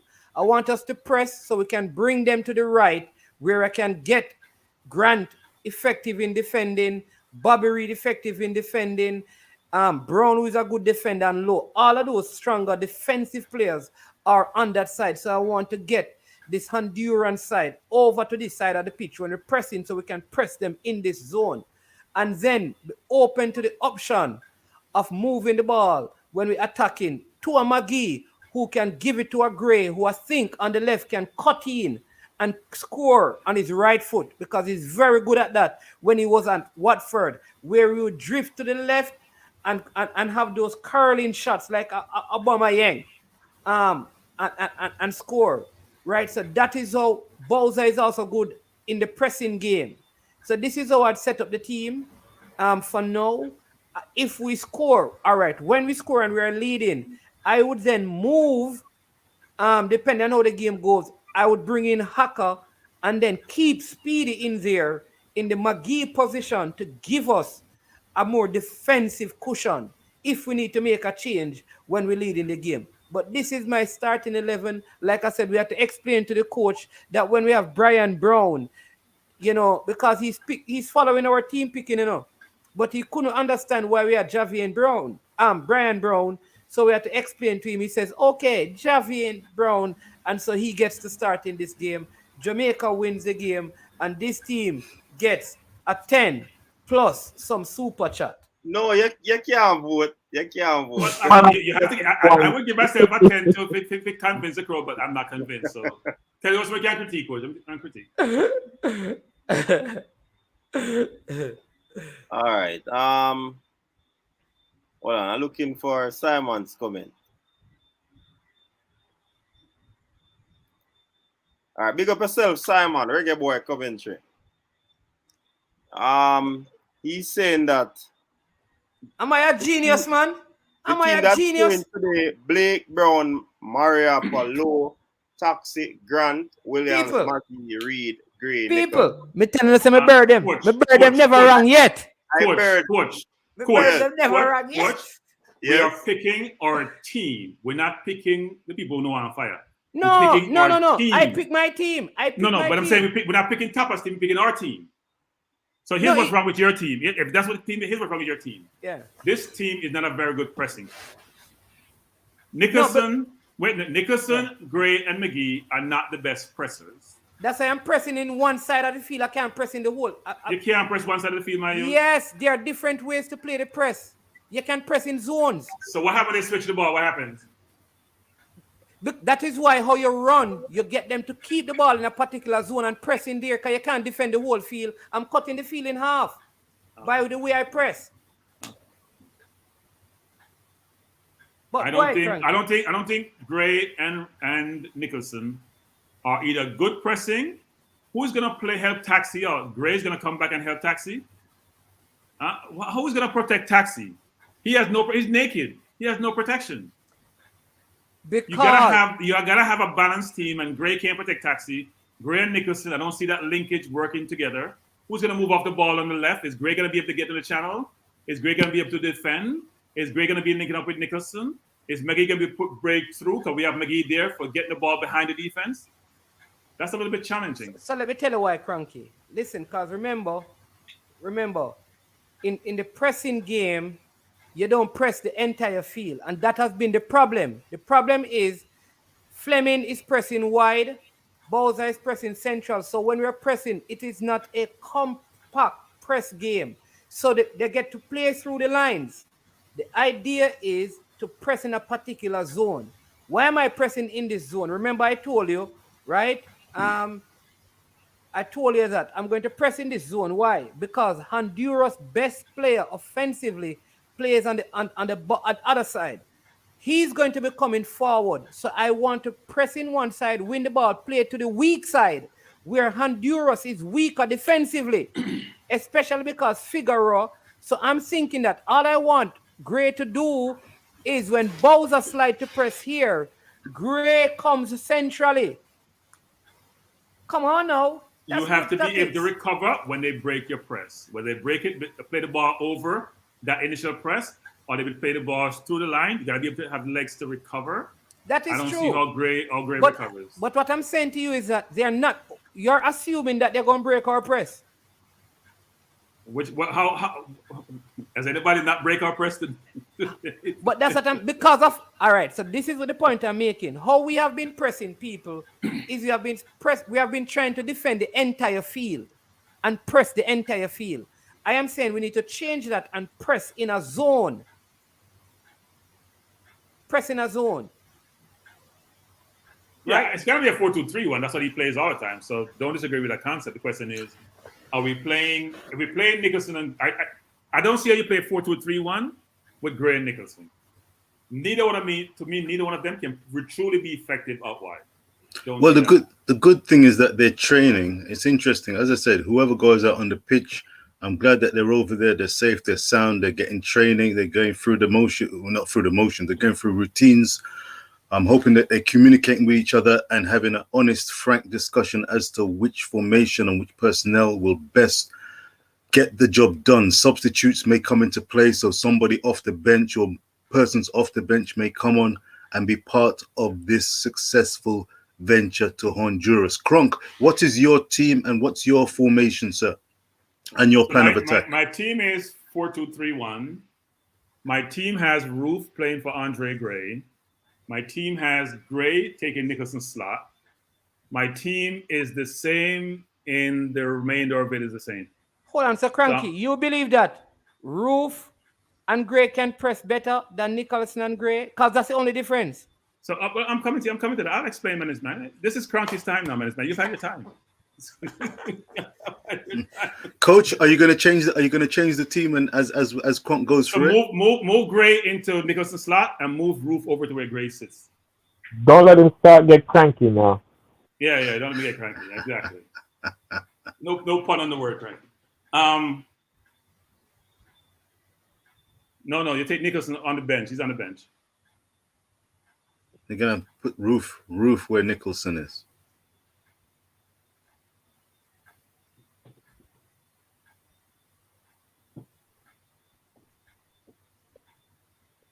So I hear this view about Roof playing 2 games. How many games has Nicholson played? Secondly, Roof won 3 of 7 ground tackles. Roof was our most active player on Sunday. Roof looked like the fittest player on the field. Roof has skill, and Roof can press. My instructions are this: McGee, I know you're poor defensively. Stay with the CDM. Normally, CDMs are not the most mobile people on earth. Stay with the CDM for the entirety of it. Just sit beside him. If you go to the field, go get him water. Roof, Reed, and Gray, and McGee will be my pressers. We're going to play Speedy and Grant up, but not all the way up. We leave a little room behind the 4. If they try to lob the ball over, hopefully we can go and try to retrieve the ball from them. But we're going to press, at least in the first 20 minutes, make them uncomfortable, try to win the ball upfield, and try to get a quick goal. If we see that that's not working effectively, and we know we can't press for the entire game because we don't have the legs, then I'm going to slowly keep dropping back and more. Not all the way back to be in a block type construct, but enough to say, you know what? At least I'm going to defend when they reach the half line. When I'm attacking, most of my attacking is on the left side. McGee's left footer is always going to be looking left. Taxi is best attacking player. And Roof. The way I structure my offense is this. My best crosser is Taxi, because I haven't seen any cross from Reed in the entirety of when he's playing. When I'm attacking, I'm doing a rotation. I'm doing a slant. So Roof is going to drift inside somewhat. Gray's going to be like in the middle far post. Taxi is bobbing down the wing. Speedy's rotating over the cover for Taxi. I'm keeping Reed and rotating Reed over. So moments like I'm making 4 defenders, Reed not going forward as much, but Taxi is one of my offensive weapon I'm using. Let me finish before you start laughing. And the ball is coming to Roof. Roof is our best jumper, to Roof near post, and to Gray in the middle. Speedy is going to be like how you see Xhaka play for Arsenal. He's the cover for Tierney, and Tierney's bound down the wing. That's the concept. My best offensive players are Roof, they're Kemar Lawrence, and in terms of making a pass upfield, it's Speedy, and I have McGee looking left already. Don't have to turn, bombing the ball over to the left. And I'm getting the ball in the box to Ruth, and I'm getting the ball in the box to Gray. So it's like an inverted team. It's not your traditional way of playing when he's going to play the ball wide to Ruth. I want Ruth to sneak inside like our Saka does, and I think that formation helps us. But our best offensive players are on the left, between Taxi and Ruth and Speedy and McGee. I'm not playing traditional. On the right side, I may go over there once in a while, but that's not my focus. Let Honduras try to stop that. Then the field will be unbalanced, and I can maybe go over to the right. But I don't see all as we play because we're not getting anything from the right side. Nothing. And if I have my best offensive players on the left, I'm utilizing the left side. I'm trying to have Ruth play a sort of a pseudo role. He's not truly a left winger. He's not truly a left center forward. He's playing that pseudo role. That's my team, and that's my strategy. I welcome the criticism. Yes, what I'll say. Welcome the models. People, rate this team. Oh, I don't get to talk. Not just the team, rate the strategy. Not just the team, the people, strategy. Most important. People. Rate the strategy was very well explained. People, it is obvious that Cranky has a very large fan base because I've never heard anybody in. Thank you. I'm looking. Don't hate. I've never heard anybody talk about president telling man to stay back. Where that come from? No, I said press 21st. No, I said press the 4 first. Don't press all out for your two central midfielders. Cranky. No, everybody have to press. You can't press. No, but you understand. No, they're pressing with measured pressing. You can't. No. Wait. So here's the thing. So you have high press. They're gonna have high press, medium press, deep press, or you have low block. Or else you're gonna be deep press. Unless you're gonna be deep press. I call it creative pressing, which is my CMs are going up, Creative pressing. Man, you want to explain? Hold on. People, Cracky said that he's going to call Tupper and tell Tupper, let's use creative press. What tell me the people? Go ahead. No, but here's the thing. So yes, Speedy and Grant are going to be more upfield, but Grant can't recover if they play the ball over his. He can't recover if they play the ball past him. He can't. Grant has to play in front of him, so I can't press the way I want to. Because I would do a Man City press versus anything else because Low has a speed to cover. Mariappa doesn't. That's part of my concern also. If you play the ball over Mariappa head, he can't get back. And if I'm using Lawrence to bomb the sideline, I have to be very careful because Speedy's not the quickest to also cover. So I can't just attack no thought. I have to attack thinking, you know what? I got to be balanced if I lose the ball. Yeah, no, I can't keep the ball anyway, so I have to be balanced. Sorry. Frankie, hold on there, Jerry. Somebody said they never like the team, but when them hear your strategy, then give team a high grade. And I'm not most high grade them get. Most high grade. Not a high score. They were impressed. Okay. Impressed. Here's the thing, guys. Here's the thing. Two things I'd like to Manning's probably they are impressed.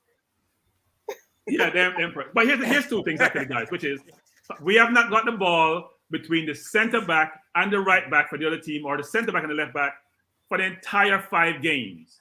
McGee can do that, mainly with Roof, I think, because I don't think Reed does a good job of crossing when he gets the ball. Taxi's our best crosser. We have to get Taxi in the game more offensively. If Taxis are being done on the byline to cross the ball, all his crosses are just over the halfway line.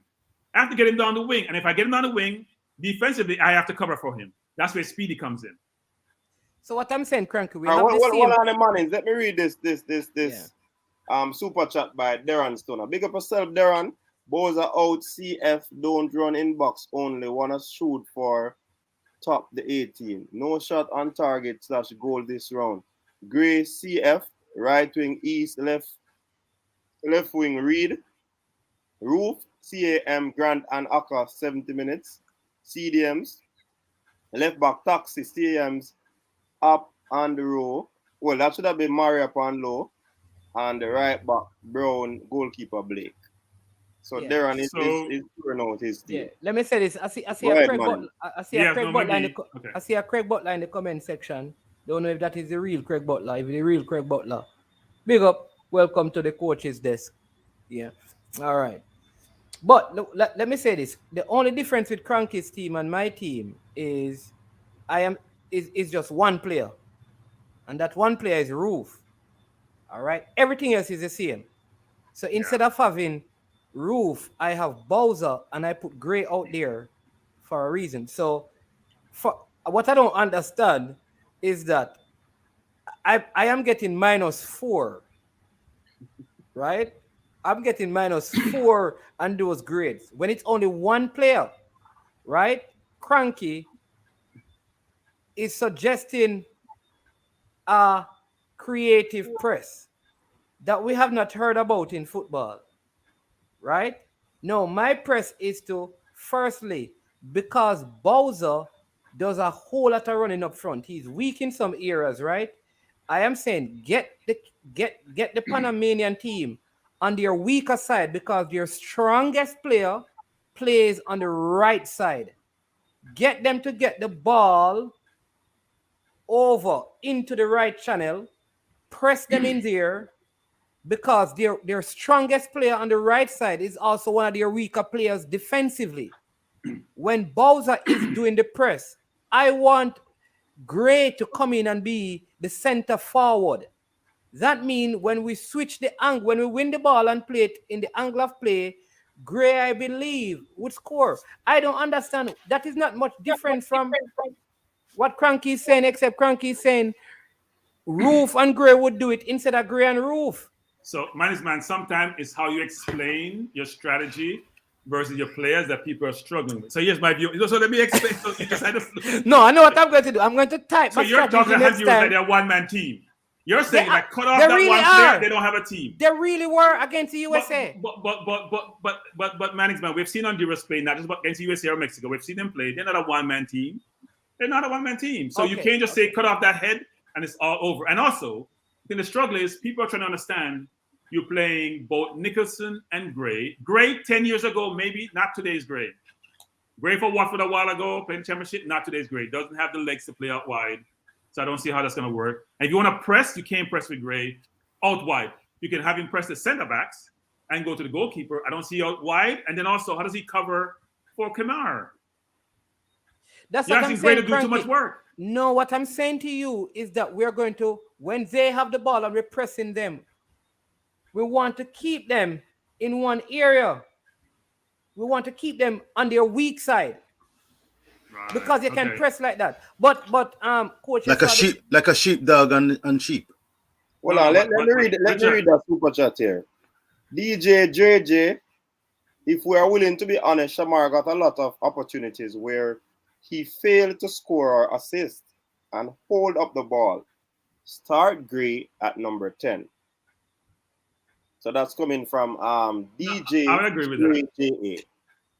Yeah, look, we can't keep the ball really well. I think Magee does a good job of that. Speedy does a decent job. Kemar doesn't necessarily do that, and Roof can do that. You have to play on the left side of the field. Give him the quality on the left. Grant can't run that much. Reed has not been good offensively. I haven't seen Reed be the player in the entire tournament for the last 7 games of watching. He hasn't gone by a player, nor is he getting crosses in the box. So to me, there's offensive liability there, and Grant can't run either. So your right side is not the strongest. Offensively, defensively, Reed is very, very good. And McGee is not strong defensively either. So you got to figure out how to play in moderation versus go all out on either side or go all out offensively and defensively. Because you don't want to give up goal early in the game. That's going to shell people's confidence. But your left side is pretty strong offensively and also can recover defensively. So I think you should utilize your left side. As you said today, which is between, who was this? Who you had in the program today? You had Teagat. Yeah. And then you say Butler probably said this, which is you should focus on your best player. I think you focus on your best players. And in terms of your team is balanced between Kemar, between Taxi, between William, Speedy, between Roof. To me, those are your best offensive player in terms of getting the ball, and McGee to go forward.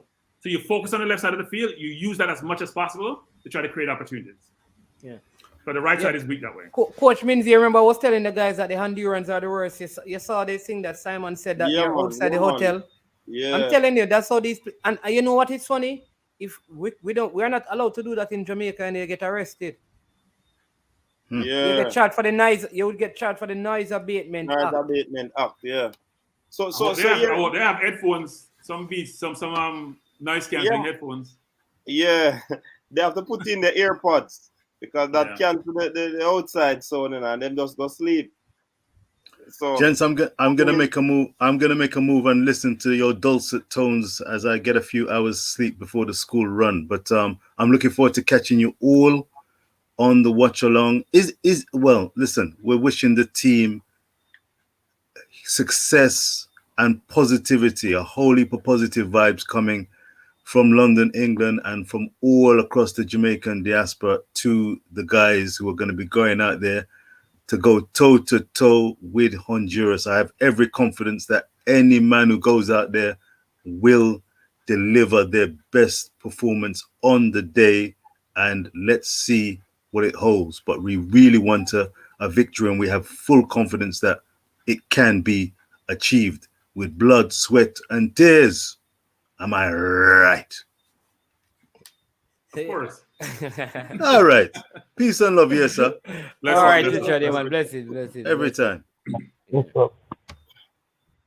Yeah, man. So, yes, Mannings, man. That's a very critical thing, you know, because these Hondurans, they are going to want to try as best as possible to disturb the sleep of the players, try to let them feel as uncomfortable as possible. Yep. Because it's not the first they are doing something like this, you know. Always. And you know what going to happen tomorrow? I'm going to tell you, the bus is going to reach late for the warm-up. Because they're going to try to block block the traffic, and the driver going to divert and say the tire puncture, and I'm telling you. And so by the time you get, instead of having a full 45 or 30 minutes warm-up, you only have 15. Mm-hmm. And I'm saying that we're not allowed to do these things in Jamaica. Can you imagine you send like the bus going up to the stadium, you send them down to, you know, like to Arnett Garden, and then somebody tell them, no man, you're wrong place, man, you have to do, you understand me? But we're not allowed to do that. And these other nations use these things to their advantage. Yeah. Everything counts in the home advantage, you know. Once you're not doing anything that will affect the footballer's life, I mean, they should use whatever advantage you can use. Can't send them up to Ligani. We have to say Garnet Garden. You don't understand, you know? Ligani is close to the stadium. That's like okay. That's like Ligani is like 5 minutes. You don't want to go too far from the stadium. You want to get close enough, but you have them. No man, I want them to go far because that's what they're gonna do to Jamaica. That's what they have done in Cranky. So you end up taking an additional 15 minutes. So when you end up getting to the stadium, you have to change in the vehicle and then run out to warm up. They do these things and they're allowed to. So I think, like, even when the bus come in, people throw like spoiled egg at the windows and sing. You can't do that in Jamaica. People probably throw urine. Man, it's probably need to send them to Moby. That would be a longer journey. Yeah, you understand? When the people coming through the tunnels, they will throw urine on the players and all of these things. Mm-hmm. But you're not allowed to do these things in Jamaica. And it's a patriotism of these nations, Mannings, because they really want to make it to the World Cup. They, like I said, they will do exactly everything because they want their team to do well. And this football thing motivates some of the fans out there to come out. Listen, and Coach, try as best as possible to distract. Let me say this because I hear people saying that it is like basically it's not nice. Let me tell you this, Coach Karoom. And let me just say this. Listen, anybody tell me say it's not recent, you just heard what is happening. I guarantee you tomorrow, no matter what time the Jamaica bus leave, they are going to be delayed. It has not stopped happening in Central America. They still throw coins at people in Central America. Right before the pandemic, all of these things were still going on. I can prove it. Man. Yeah. How about so? Is it part of the Central American football culture for these things to be done, especially around World Cup qualifying time, by these avid football fans, and not be punished by the government, really? Because how are you going to stop them or punish them? Because no, by man, the time... No. Listen, I'm not saying stop them. I'm not saying punish them. I'm not saying that Jamaica can't win it up. All I am saying is that in Jamaica, we are not allowed to do anything like that, or else we will be arrested. That's all I said, You cannot. All I said is that if you go and play music, you're going to be charged for the Noise Abatement Act. If you throw urine at anyone at the stadium, you are going to be locked up. Jamaicans will even kill you for doing that. But other nations do it. That is all I'm saying. I'm not saying that we need to stop. Captain Horace Burrell had to write to Concacaf on one occasion. Mannings, there's someone in the studio, Michael Elliott. He's asking if the Hondurans can gather outside the hotel during COVID. I mean, the restriction in every country is different. They are going to have fans at the match. So why can't they gather outside the hotel? Yeah. They want to make the Jamaicans stay a living hell. Right? And they will stay up. Because but post-COVID and no COVID, it's a regular thing that these people do in these South American and American countries. So if we were to adapt that, it's part of the passion of the game, the aggression, the fight, the strategy, all that over the years in these countries. We Jamaicans, we don't think like that to drive blasting our music and beating pot covers, driving past the team hotel and all of that stuff. Because by the time police come out, who they're going to see? You're going to be long gone. So it could be something that is developed over the years if we were that passionate about our football and thinking like that, but like how these countries do. It happened in even in England. I mean, you have people who are hooligans. It's a real thing. There are people who go to the stadium to fight, to not only to do things to disrupt the rhythm of the other team.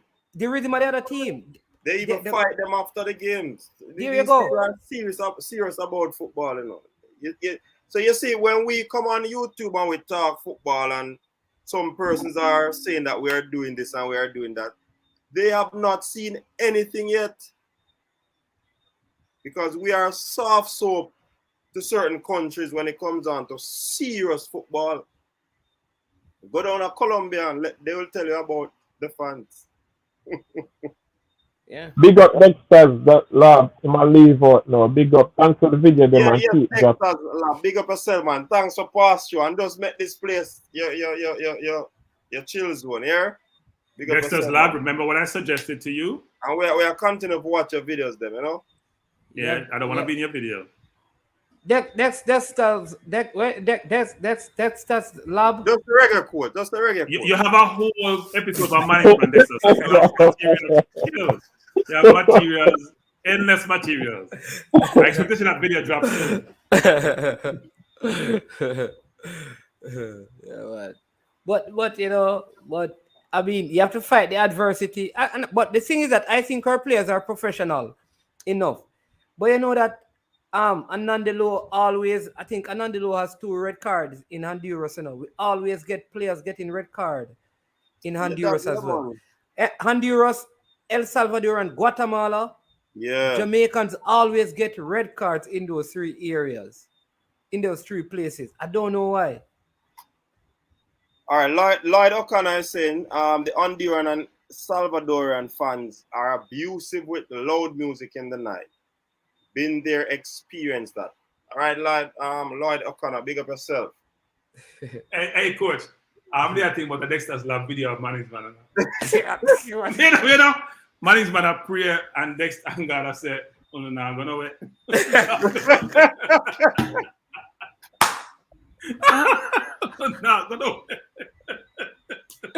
Hey, no. If Dexter's lab ever do that and the team got through, the whole thing would have crashed. You can't try that. Oh boy. Yeah, but I think like everyone have to get, when you have a World Cup campaign, like everybody, the whole country have to get behind it, or else. Because I can't remember which one of the Caribbean countries Jamaica went to before, and they sent them to the wrong hotel and they had some serious problems. And I mean, Burrell was so upset. I think it was in don't remember what competition, but we went to one of these nations, they made plans, and the people, whatever happened. Yeah. We have GPS nowadays in the Manning's man. You can track it on your phone. It must if you have able to get access, if you have data or whatever, you must get track where you go. No man. Remember that this was in Burrell's time. What I'm saying. I'm not saying now. I'm saying now you have GPS. Yeah. So why can't you track it yourself? Do your own tracking. All right. So let me give you the hotel. The book and paid for the hotel, but when they went, it was Martinique. Somebody know, tell me, man. But when they went there, they gave them some other rooms that had roaches and all. Listen, people do some things just to qualify for World Cup. Yeah, but that may encourage a player to play better to prove the beds. Somebody saying the beds were too. Yeah, which is what happened. The Jamaicans were so upset that I think they actually won the game. Yeah. I don't think that would deter me. In fact, that would make me so upset. I want to play well, actually, and prove a point. So, coach, you don't have a team? I was thinking about that in the Marines, man. I said, wait, coach, me, wait, but watch him now. If it's all night, I'll go to him picking tea. We haven't seen a team from the coach. Me, I watch him. Hold on, gentlemen. I am the host. I'm the moderator. I know. Host a team. All right, let me see. Host a team. Coach, host a team. I've never selected a team yet, but let's try. First time we're gonna have creative press. First time you're gonna create your own team. We've been creative tonight. Yeah, creative. Doing things differently.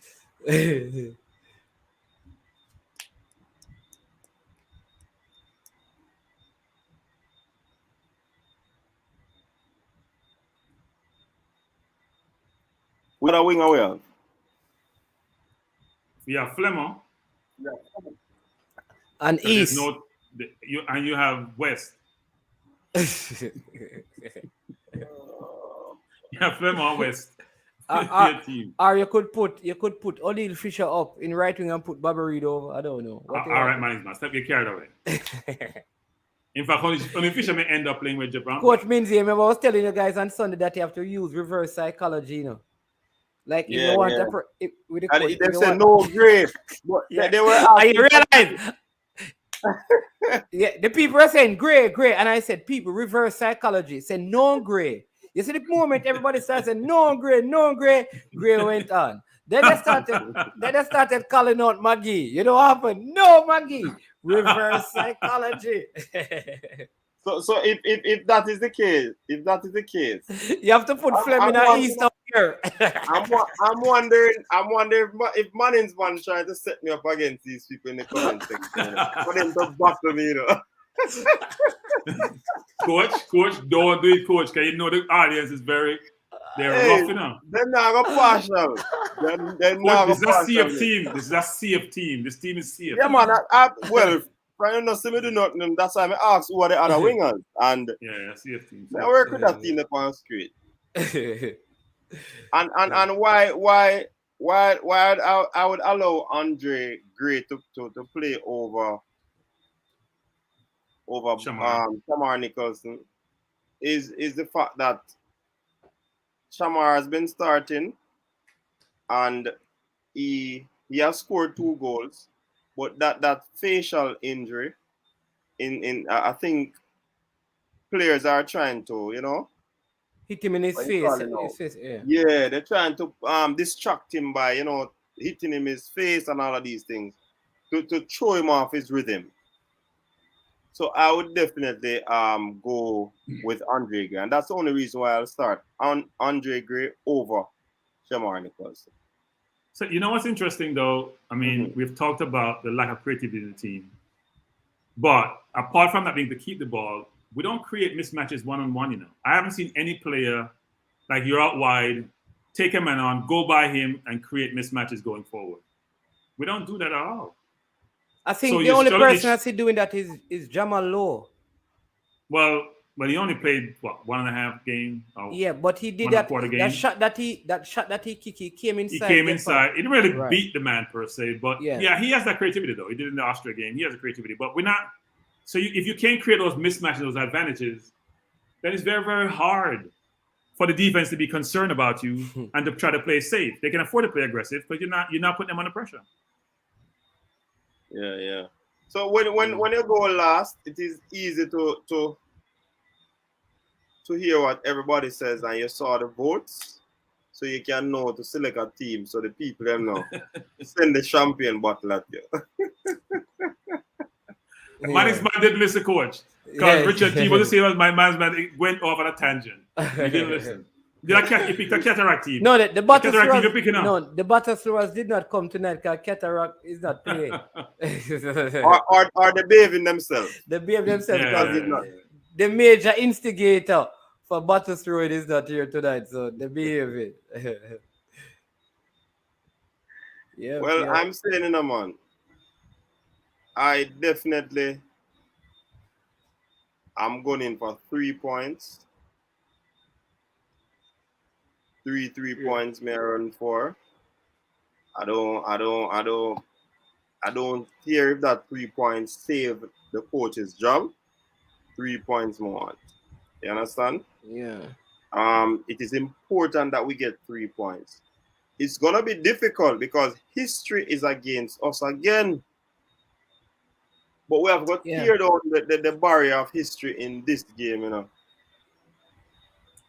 Yeah. Because in football, man, and everybody on the panel know, you see, once history is against you in football, it's very difficult, you know. You have to come up with something special.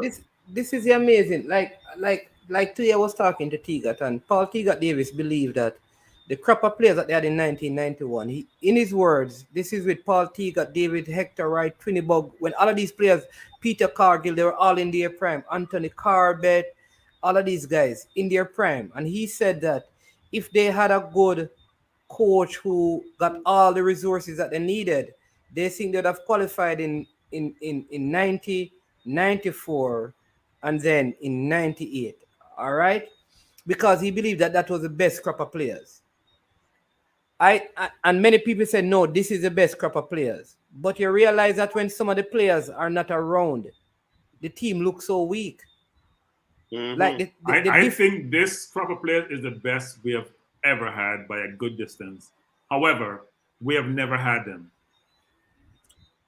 But that is the thing, because they had around 30 guys around that time, you know, that were contending. You had like they're all local players, right? No, all playing locally. All playing local. Most of them playing locally. Well, like Teagat was in Israel, and Peter Cargill and a couple others would have gone into Israel, and played, right? So their point is that there were around 30 of them that made up, and there were other players in the league at that time who couldn't get into the team, because remember, like Teagat said it today, that he was voted the best player in the entire Caribbean at that time. And he wasn't even a starter. He only started because the original starter left because he wanted to go back to Montego Bay to live, because he couldn't stay in the attic in the stadium where they used to sleep. So he went back to Montego Bay, and Teagat came into the side. Right? So when you look at that, you wonder, why are we looking so poor when, like, if Leon Bailey is out, it's like we don't have any other winger. Yeah. If really, when Moore and Pinnock are out, we struggle defensively. If Kemar Lawrence goes out, we're wondering who is going to play left back. Are we really as strong? Yeah, but no, because the team balanced selected, I believe. I remember. Yeah, but coach, they haven't been available, coach. And so that's you're talking about taking out 2 center backs, Mannings, man. Think about it. You want to take out both Moore and Pinnock. Most times you lose 1, you don't lose 2. Right? And if you say left back, we had the kid that played in Orlando, who was here before. Amari Bell. So we had a cover there. We had a cover at right back. We have the Stewarts of the world who's in the squad, never played a game to date. We have the Antonios of the world. We have Beatty, who hasn't played any game to date in the World Cup qualifiers and was been injured even for the Gold Cup. So we haven't had, if you list out the 30 players that we have currently, the best players, I think they're better than the 91, 94 squad, actually. Yeah. I think they're better. By a good little margin, too. If you match up player for player, now there's a difference between being a team. It's talking about individual players. We're not a team up to date. They may have been a much better team, that they would all play together much more, but I don't think they're better individual players. Well, I guess we're assuming like people like Junior Fleming wouldn't be a part of the best player group, and you understand what I mean? Like Haka wouldn't be a part of the best player group, and Fisher wouldn't be a part of the best player group, because maybe when they take out those players, yeah, we really don't have 30 players. No, I mean if you think about it, right, which is most of the local players, I guess, are still here apart from Bailey, right? So most of the local developed players are still here, but Bailey's a big loss. Antonio's a big loss. Pinnick is a big loss. Moore's a big loss. Stewart to me is the biggest loss, frankly, because we struggle in the CDM role, and Stewart is a better player than Anthony Grant and a much more mobile player and a better tackler, frankly. So Ravel, we haven't talked about Ravel either. Think about the players, man. I mean, they're good players who are not here. DJ's not here either. Even though to me DJ is okay. DJ's not here either. But listen to these names now. Between loss and omission, because it's coach's decision.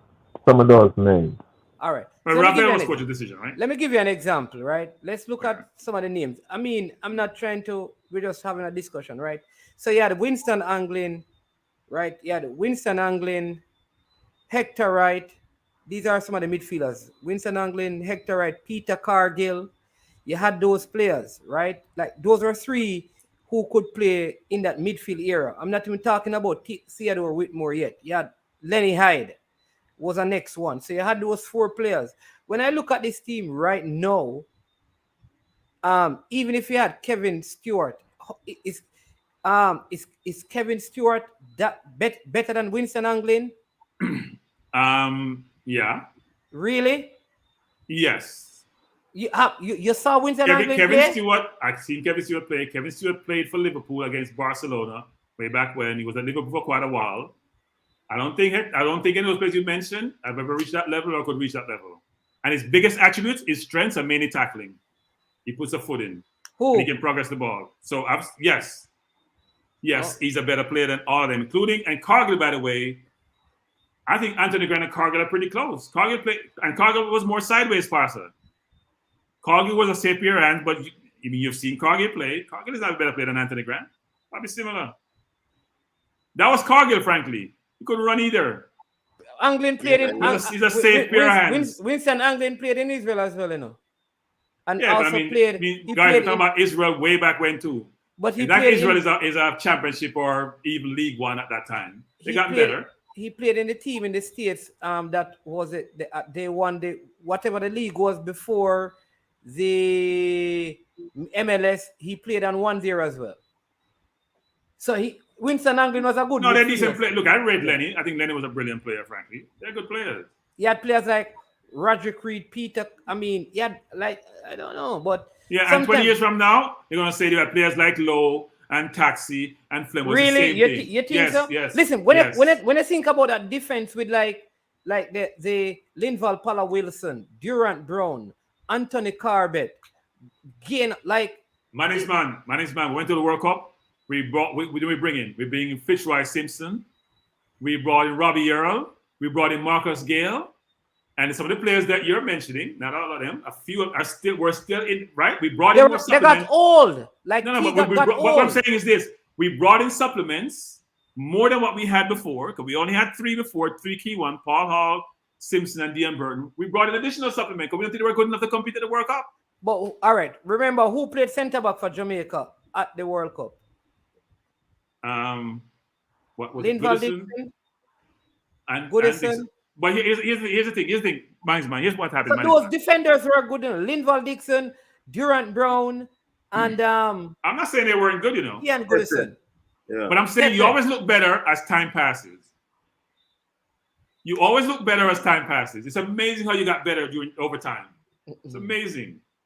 And trying to compare legacy old players with young, I don't like that comparison because it's different times, different way of playing, different strategies employed. The game has changed materially since then, frankly. It's a different game.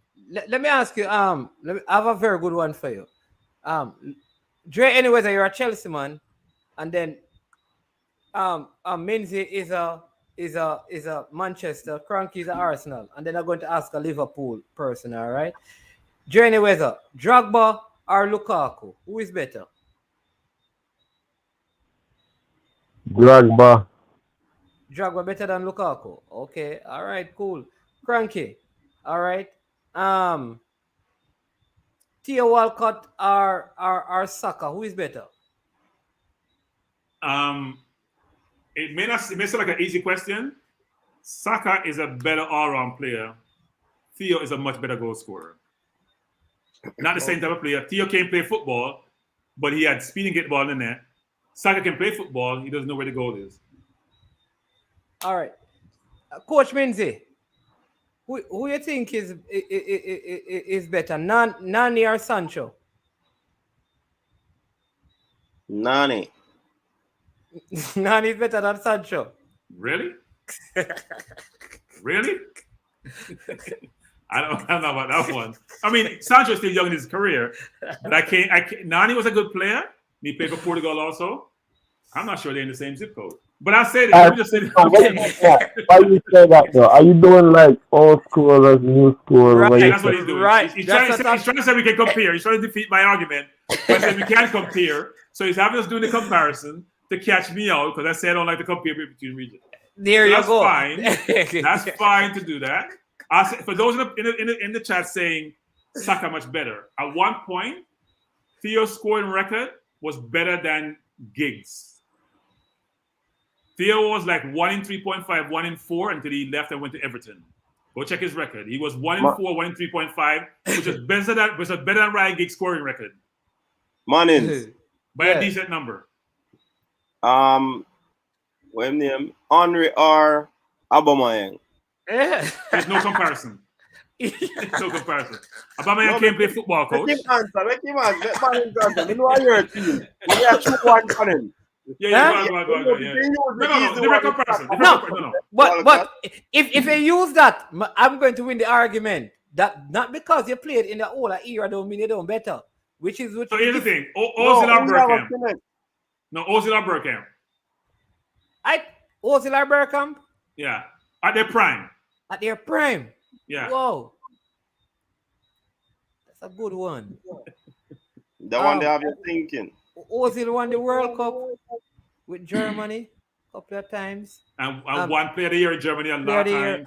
Real Madrid. I would say Ozil. And I would say Bergkamp. Because Bergkamp can score goals, and Bergkamp was creative as heck. Bergkamp does things that normal people can't do. They're Suarez type thing. Taking the ball from 60 yards down, bring it down. The best beat ever in football, go watch it. When he flipped the ball around the defender, like a 360, go watch that beat. Go on YouTube and watch it. Bergkamp with that beat. Bridget, best beat ever. You saw Ozil when Germany, it's like a Ronaldinho type beat. When Ozil was at the top of his game at Real Madrid. No, I know. Ozil is special. But look at Bergkamp at Arsenal. No, I'm telling you, go watch Bergkamp. Highlights of Bergkamp. Maybe you're looking at Ozil at Arsenal. I want you to think about Ozil at Real Madrid. Yeah, he's one of the best players around him, though. You can always look good with the best players around you. You have to pass the ball to Ronaldo on the right, and so you can look good with the best players around you. When you go play on a different team, look, Ozil's a brilliant player. Get me wrong. So look at this good one, because here's what I really want to do. You mentioned about 3 Arsenal comparison. You mentioned 2 Man U comparison. You mentioned Liverpool comparison, and look which comparison show money on the board. Big up all the Chelsea fans in the house, not the building. Coach, read the super chat. Charlie Gillis, big up yourself. Man, they said Jerry saying that the Chelsea comparison bring money on the board. Drogba versus Lukaku. I can't believe that's even a comparison. Drogba all day. Don't worry, the Newcastle people soon start come put money on the board, coach. Don't worry about it. Yeah, man, that's so wrong. Tony, big up yourself. But here's what I wanted to get to know. Who is better? Tyreek McGee or Jeremy and you? Yeah, no. Man, is how you find that one there. That's a good one. That's a good one. Have we seen the best that Tyreek McGee yet in the national colours? We've seen what Jeremy and you had to offer over the years in the national colours. Have we yet seen the best of McGee? So how can we compare 22-year-old McGee to a Jeremy and you? Did we see the best of Jermaine Yu? Was he given the opportunity? All he had to offer. Huh? You We saw saw all he had to offer. Really? And he In the couldn't get into the national team? team? Because the point I would make is this, Jermaine Yu could barely break into the team consistently. Because I am saying in that position, if Jermaine Yu is better than McGee, and he could hardly and he could hardly break into the team. That means that who was holding Jermaine Yu out of the team? Theodore Whitmore, Andy Williams, and I know those two for sure were two of the persons holding him up. I think when Jamie Hyde came in, he had a hard time getting over Jamie. Was it Jamie Hyde? I think Jamie Hyde played that position. Not sure. But he had a hard time. McAnuff, he had a hard time staying in the team regularly. And the Bomber Williams was always in there. So the point I'm making is that there was a greater amount of players who were in and around the same level than now. Because there's only one McGee. There's no other player like McGee around in his thing. So he gets into the team. Yeah. Mannings. Tyreek McGee versus Tapa. Hey, coach. Jano. Listen.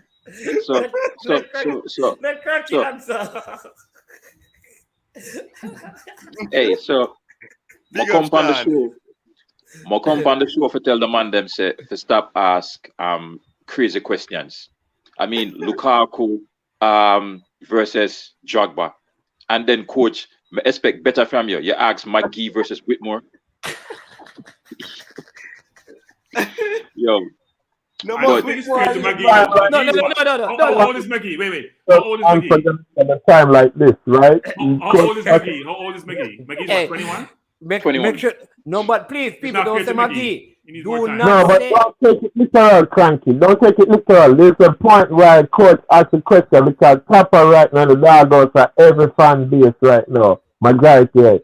So of course, Papa not gonna get the majority of the answers then. So that's why coach dropped the one there in there. We gotta provide context, right? We're trying to do a real comparison between players, give their capabilities, skills, and their attributes. Because a lot of people believe that Paul Teagat Davis is better than most of the fouls in the national team right now. Wait, at his hold on. best. I'm gonna boy, that one the stiff. He's not better. I'm gonna say yes. He's better than half. If you say he's better than half, I'm gonna say yeah. He's better than half. At his prime, I'm talking about at his prime, not big, heavy Teagat Davis. I'm talking about Teagat Davis. At his prime, half of the center forwards. Half of the forwards in the Jamaica. Well, so wait. So he's better than Roof. Of course. Wait. He's better than Nicholas. He's better than Roof. He's better than Gray. He's better than Antonio. All right. So wait. So he's not better than Antonio. I think the only person I'm gonna say is better than him, like hands down, I'm gonna say is Antonio. Roof, he's definitely better than Roof. As far as being a clinical striker is concerned, he's better than Roof. He's absolutely better than Gray. I mean, no offense to Gray, he's absolutely better than Gray. Now, Gray might be a better all-round player or a better hold-up player, but he's absolutely better than Gray. Coach, take that off of the screen. So two things, Sean.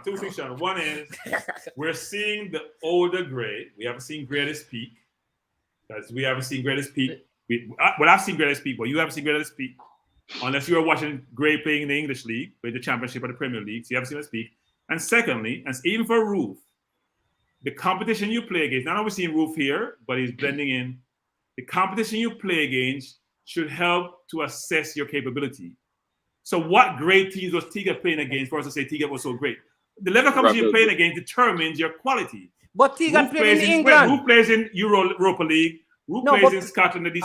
What's Teagat playing against to say Teagat played in England. Teagat played in the States. He won leading goal. He played 6 months for Derby County. But he still was a top goal. It don't matter. That's the time he got, and he made the most of it.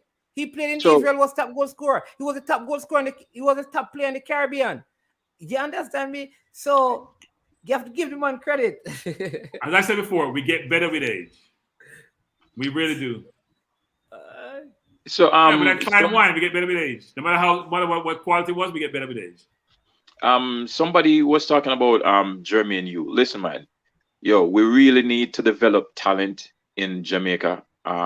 Because Jermaine U, to be honest, and don't stone me, I really think Jermaine U is even better than Tapa. But where Tapa got chances, Jermaine U really did not get a fair chance.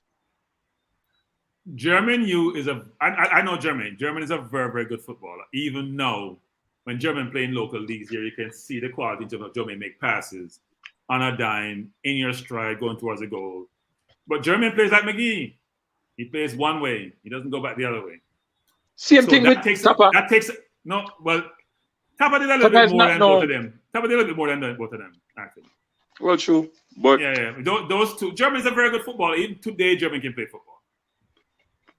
And he's what, early 40s? Even today, he can still play. But he doesn't play the other way. Right? So that makes it difficult. But no, so, I mean, mean, they are good players. They are good players.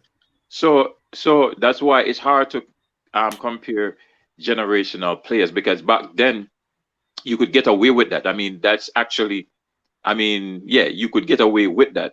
What's the name of the guy that played for Colombia back in the day? Carlos Valderrama. Yeah. Have you ever seen Valderrama tackle anyone a day in his life? Right? Well, football started out playing 4-2-4 in a shot. It was 4-2-4 now. Only four defenders and the two midfielder defend. The 4 forward just stand up front. Yeah, so that's why it's hard to compare players over different generation, because the whole style change, philosophies change. I mean, would Carlos Valderrama survive in today's game?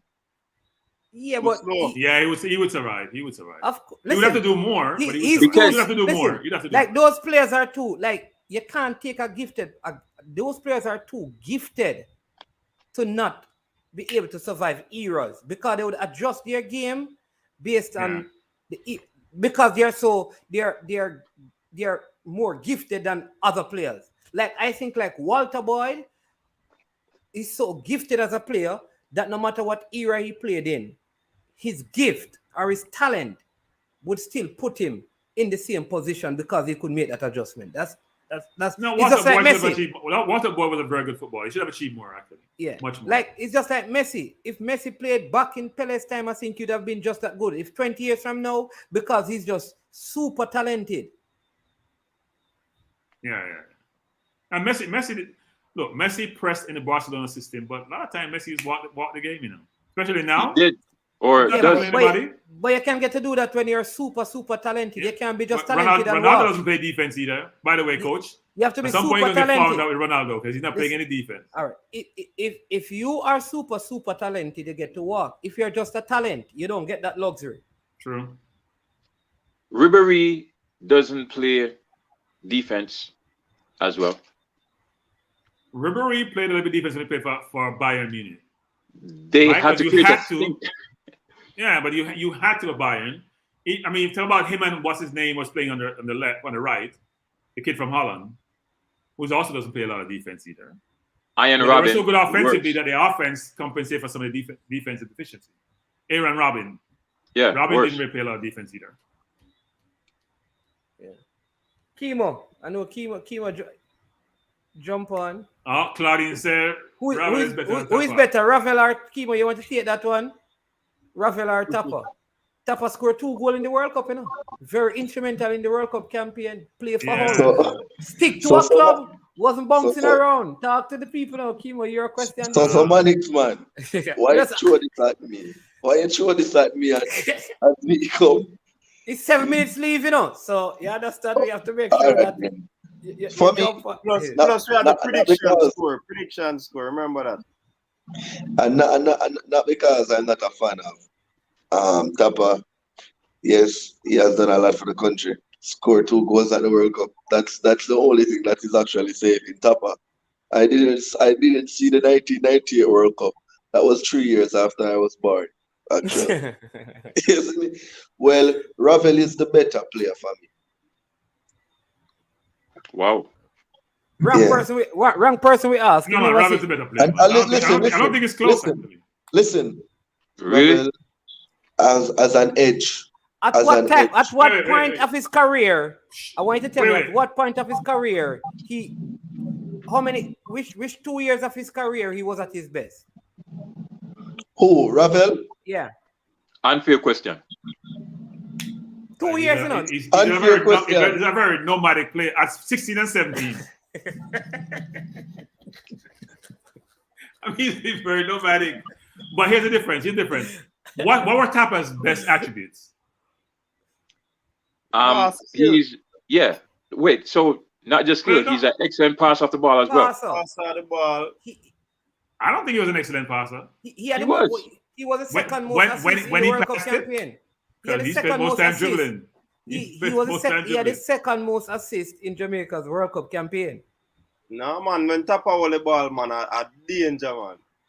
No, man, yeah, he might beat people. Put between your legs and beat. That's what he's known for. He wasn't known for being the best passer. Tapa have some turn and some pile. But here's the thing. You were talking about turn and pile. We don't say it's a brilliant. Where you guys get this brilliant passer from? Cranky. Yeah, but you pass ball, good man. Read one broken comment about Tapa. Tapa broke him move. If Tapa was a great passer, he last in England much longer. But he was in England. He was in England. Papa Salah people. He was in England. Cranky. No, but I'm saying he would have last longer. That's what I said. He would have last longer. Cranky. It was at the back end of his career. The European really changed the game, you know, because football was entertainment, you know. Yes, we showcase your talent and your skill in a man. What number the Tapa wear? Number 11, man. Okay, listen. General. Back then, the 10 and the 11s did exactly what Tapa Whitmore was doing. That's why it's hard to compare players over different generations, because as a number 10 and number 11, that's exactly what persons wanted to see. If you weren't flashy, if you weren't piling people, if you never salad people, you couldn't be a number 10 in anybody's team. Listen, me a ball boy. Hold on there. I'm a ball boy at the stadium. I'm here. Alexi Lala said, he has that one pull. He's going to pull it. He's going to pull it because Tapa on this thing. And all the time they know say that Tapa on They can't touch it. Who better, Tapa or Walter Boyd? Yeah. Walter Boyd was a true Brocky Boo. I mean, the Monday. Two different type of players, different positions. At least I could say Tapa was. So at least I could say Tapa passed the ball. I cannot recall one Walter Boyd pass. I mean, Walter good pass now. Walter put the ball in the net too, and leave a lot of people. And Walter brought the man going forward, going towards goal. So when he played for Colorado, when he played in England, when he played in Jamaica, Walter came and played one game for my team here. And Walter made a shift and brought the whole stand. But he can't tell you. You take a joke, man. This man, him shift left and go right, and the whole stand deal with him. So he was a brilliant player, and he could pass the ball. Let's change the question. Instead of saying who was the better player, let's say if you had to build your team around one of those two players, who would you build your team around? Tapa or Walter Boyd? It's not even close. Walter Boyd is not close. No man. We're asking Tapa, Walter Boyd, and Ravel. Wow. Yo, we just can't shake his Ravel to me. Because Ravel won't be there. Ravel won't be on the team. He'll be doing something else. So it has to be Walter Boyd. It has to be Walter Boyd. Walter for me. That's sad. No, well, Ravel is a nomad, right? So. What about Walter Boyd and Leon Bailey? Who you building your team around? I haven't seen enough of Bailey to build my team around Bailey. For Jamaica team, normally it'd be Leon, but for Jamaica, I don't know because Leon doesn't play for Jamaica. Does Leon play for Jamaica? I mean, he hasn't really played any game for us and do really well, right? Still early in his career, but he hasn't done it yet. But now Leon is a more complete footballer than Walter. But I think Walter did maximize his potential, actually. Walter was a good player. And Walter had good vision, too.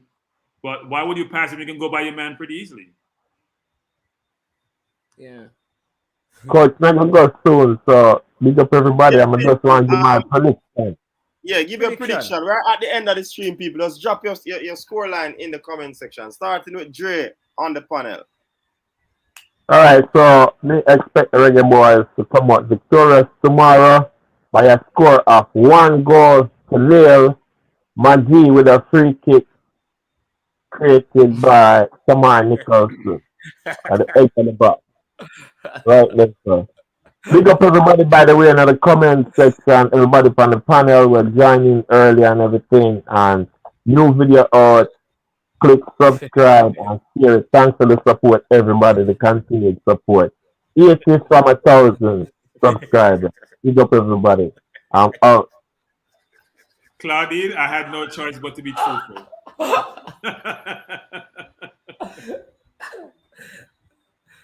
Claudine is a bad priestess. She excommunicated for talking the truth. Yeah, I know this, right? Okay, Ravel is not reliable. Great talent, but not reliable. Well, coach, my prediction is Jamaica 1, Honduras 0.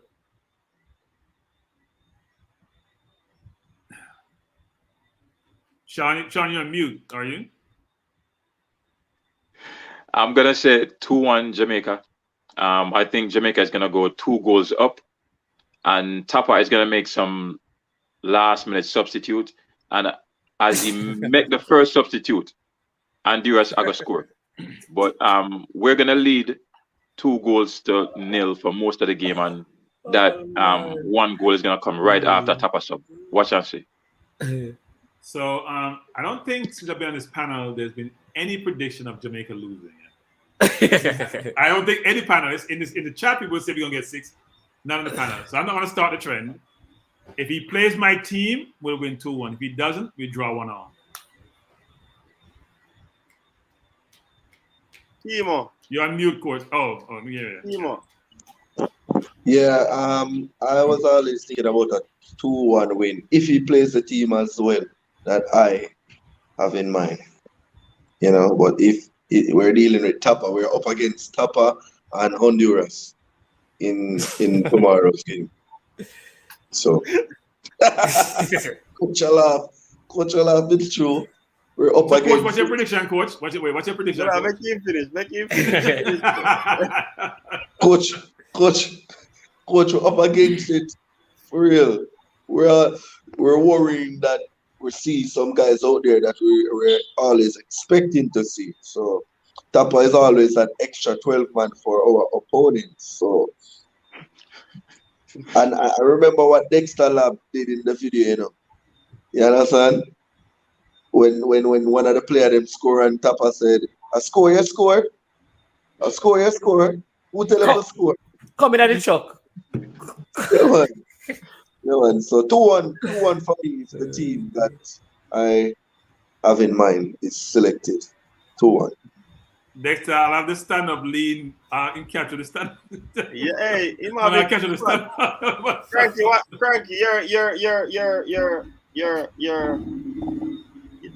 your score line. Given who's gonna play, I'm gonna say 1-1.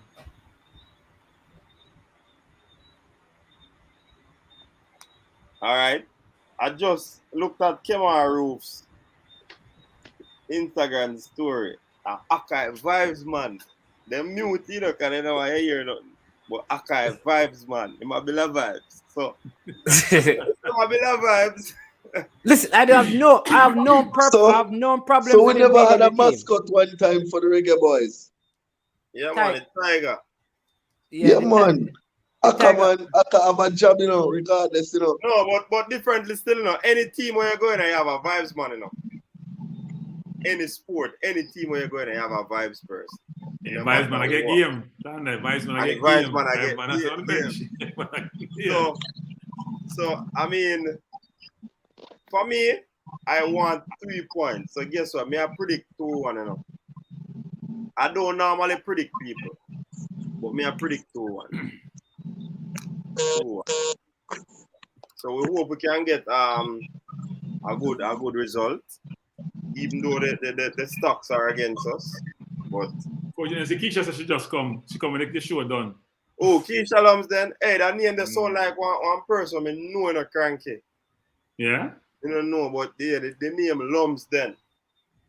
And a Keisha too, you know. I wonder if she know me. Or something that is Jamaica 1, Honduras 0. Can we afford to keep out the Hondurans? Let's see. Whether 2-1 or 1-0.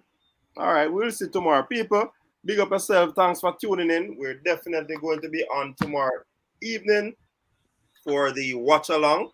We'll probably kick it off at about 6 p.m. thereabout. And we go from there. Wishing the team all the best. We hope that they will have a very, very favorable result. I must say thanks to the panelists that continue to jump on, and we have been having wholesome discussion, robust discussion. Big up to Sean, big up to Dre, big up to Jermaine, Kimo, Mannings. The man will light up the internet. Right now, Mannings have some friend that tell him, say, yo, him sure go on, so him to stick to him sure. Big up to Cranky. Yeah, man, and all the persons in the comment section. Big up yourself. Thanks for the super chat. Pagan, newest member. That's Pagan 180. Newest member to the Coaches Desk family. Big up yourself. And we really appreciate what you people have been doing. So you know it go. Tomorrow we'll be here. A matter of fact, probably a Cranky who host it again. I might be, over in Honduras. Wow, private jet. Hey, you get a media pass on me, I tell you, boy. And moving on up, like the Jeffersons. Hey, Cranky, you know, so my pass too. You know my pass. Hey, people, not in the show now, where there? Yeah, hey, a VIP. We heard you got it because you start praying. That's what we heard. No, man.